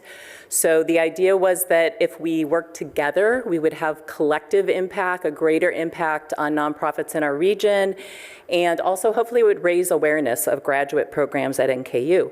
So all of you undergraduate students, if you're thinking about graduate programs, I'm happy to talk to you. Samantha Langley's happy to talk with you, but we have some great graduate programs here. I will say that we coupled this is the first time I've done this with Mayerson Project, but we coupled it with service learning. So the collaborative effort was with Community Shares of Greater Cincinnati. Not sure if you're familiar with it, but it's a federation of 30 nonprofit organizations working on social and racial justice. So we reached out to them. I reached out to them in August sometime to see if any of them needed help with their volunteer efforts. And so we got not only 2 of the nonprofits that are here, but also Community Shares itself stepped up. I was ready to cheer. Stepped up and said, sure, we'd love some help with our volunteer programs, including board engagement, which board members are high-level volunteers in most cases with nonprofit organizations. So students have been working on frameworks for new or renewed volunteer programs. You probably, those of you who work in nonprofits know that during COVID, volunteerism dropped off significantly. So a lot of these nonprofits are trying to rebuild their volunteer programs. And so students worked on that. They worked on recruitment plans, volunteer handbooks, orientation videos, board handbooks, and more.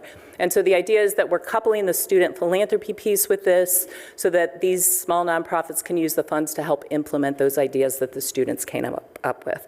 So that's the background. The 2 organizations, I'll let the students talk about them and present them to you. So we are going to start with Muse Women's Choir because they are here, and we're hopeful that American Legacy Theater will show up shortly.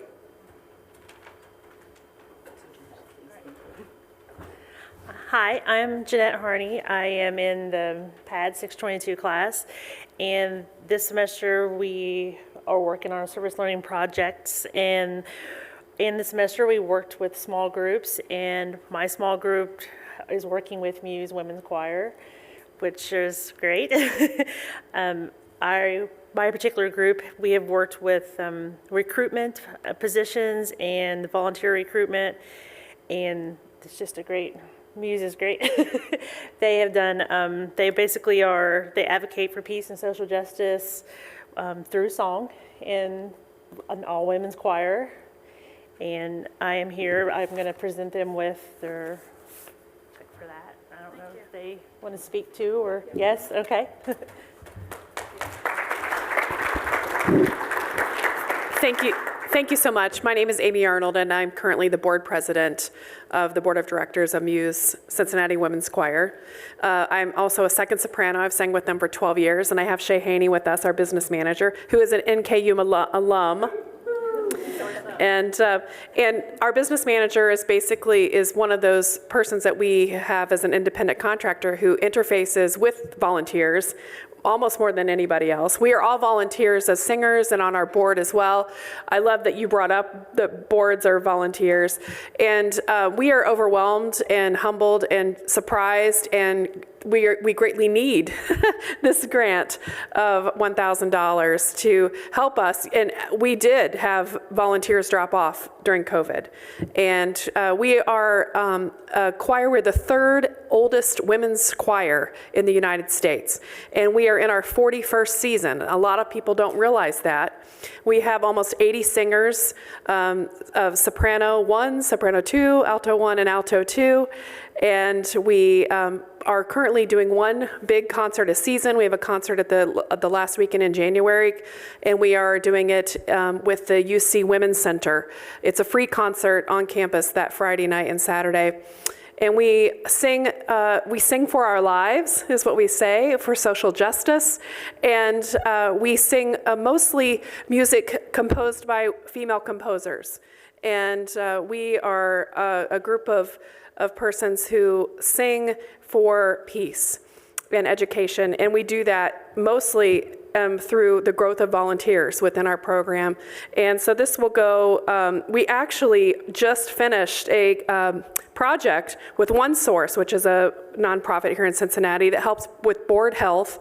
And one of the mandates from them, along with the volunteer mandate from this class, was to interface more with the community and have more board members from at large in the community be on our board instead of just people from within our choir be on the board.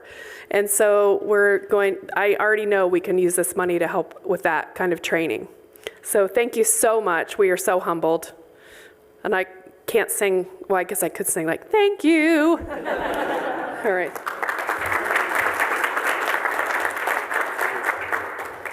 Hello, my name is Kyle Beck, and I'm a Master's of Public Administration student here at NKU. I'm very thankful for the Mayerson project to have the opportunity to not only learn about new and exciting nonprofit organizations in the community, but to also tie it into the things that we're learning in the classroom and be able to bring it into the real world. And that's probably my favorite part of this, is that we're not just working on a single project or turning in a paper.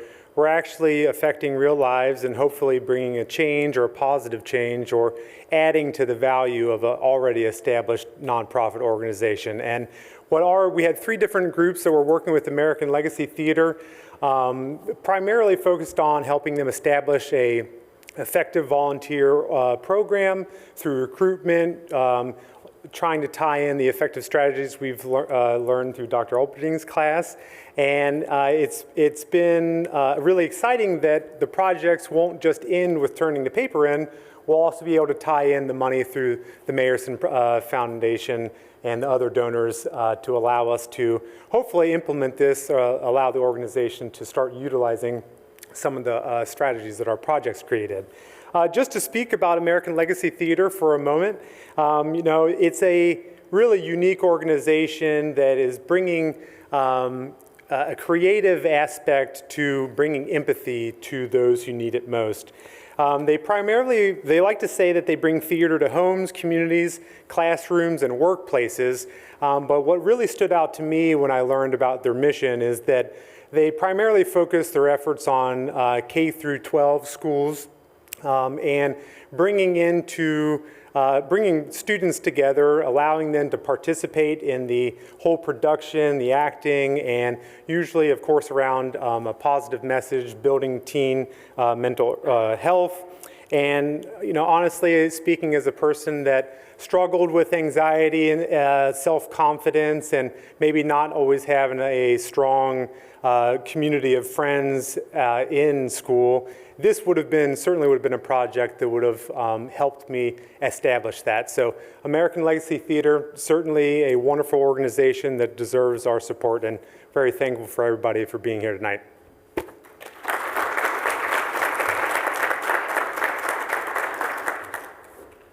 Well, she didn't make it, so thank you. When she gets here, I'll walk around and introduce her to some of you. But thank you so much, and I think Kaisa is going to finish us out.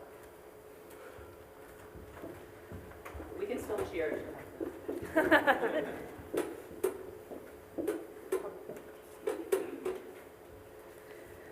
All right, we are a flexible bunch, so actually if she does come in after the concluding remarks from Donna, we can invite American Legacy Theater up to the stage to offer a couple little last words of wisdom, and then I will do the same. So for now, I'd like to welcome Donna Mayerson up to the stage.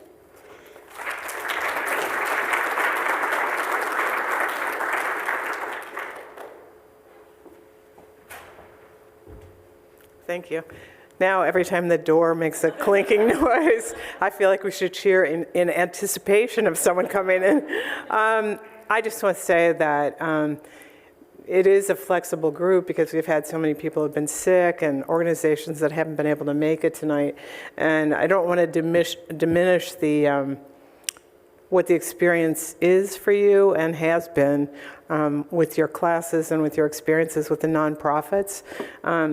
I have always really valued what the students have to say. I think the vulnerability and also the strength and courage to get up here and talk about what it was like is pretty profound. It's pretty impressive to me.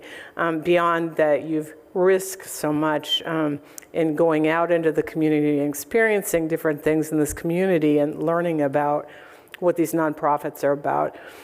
And I really also appreciate the creativity and the investment by the professors because I think they're the ones who sort of drive this home.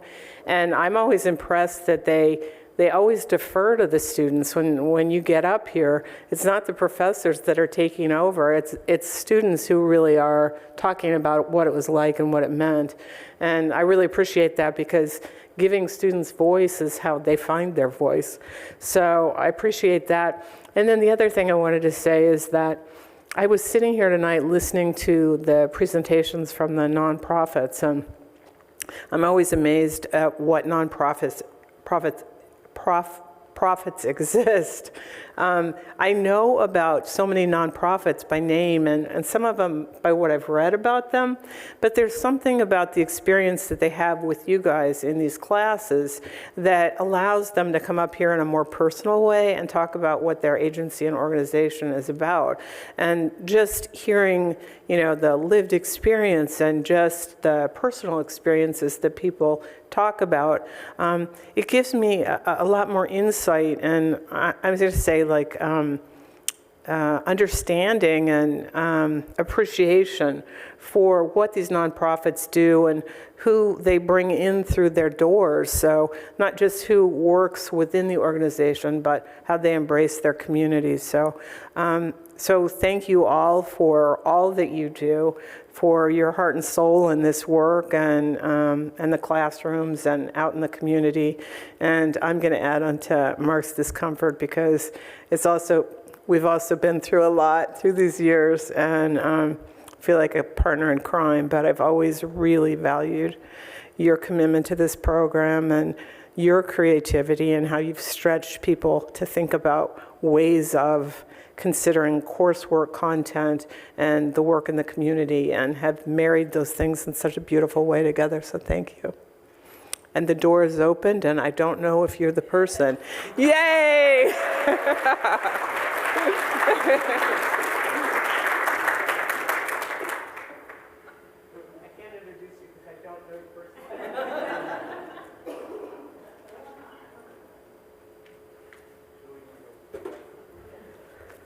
All right, Julie's class, get on back up here for your encore, please. We'd like to celebrate your second nonprofit and that you arrived safe and sound. I was like, wait, what's happening? So I will keep this short, but this is Ayla Bowling, who's from American Legacy Theater. She is relatively new in her job, like a month or so into it. And so we were waiting for you. But Kyle gave a wonderful talk about ALT and his experience as a child and wishing he had something like that. And so we'll just let you speak because we don't want to keep you any longer than need be. I am so sorry. I apparently don't know how to use my calendar or my GPS, so. But thank you so much on behalf of Matt Gillen, who's actually our executive director and CEO, and our other three-person team person, who is Rochelle. She can't be here either. She's our program director. But whew, y'all, I'm out of breath. But I mean, thank you so much for working with us. The class has actually been really amazing to work with. You guys have all had really good questions and actually helped us. We are a very, very new little baby organization, but all of us are really passionate about what we do. And so I think we were just really lucky to have the students in Dr. O's class be just as passionate about theater arts and empathy and social justice as we are. So we're really lucky, and we're just really thankful. So thank you.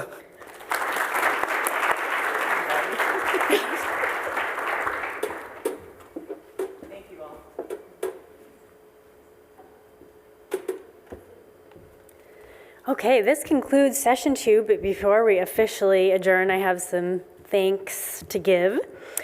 First of all, I wanted to thank the MSPP team, Mayerson team, Danny Lovell, Melanie Hartzell, Felicia Scher, and Chris Strobel, who's been helping us with both photography and videography. I'd also like to thank the virtual audience. So this is perhaps the first semester in a while that we have live streamed through a webinar this ceremony for everyone to join in who couldn't be here for various reasons. So we'd like to thank that group, but we have alluded to this several times, and Mark has said that I need to skip it, and he's shaking my head, but guess what? I have the microphone. So this ceremony is especially special for me because this is the last one that we are going to have Mark Nykirk in our ranks as our leader. And I'd like to give a really special thanks from the bottom of my heart from me and other faculty. So Mark always tries to downplay his impact. I think all of the faculty that work closely with him know this, but I'm going to share a little bit more about all of his accomplishments humbly, so hopefully Mark's turning around saying, oh, great. So he's been the executive director of the Scripps Howard Center for Civic Engagement here at NKU for 15 years. And he's been instrumental in the development and expansion of this program. So keep in mind that at its beginning, 24 years ago, we started with 4 classes. And this semester we had 19. We've had up to 30 sometime, like at the peak. But Mark has also been involved in not just the Mayerson program, but other really valuable programs through the Scripps Howard Center that benefit students. So this includes voter registration efforts. In fact, I heard that 90% of NKU students are registered to vote, thanks to you. 90%.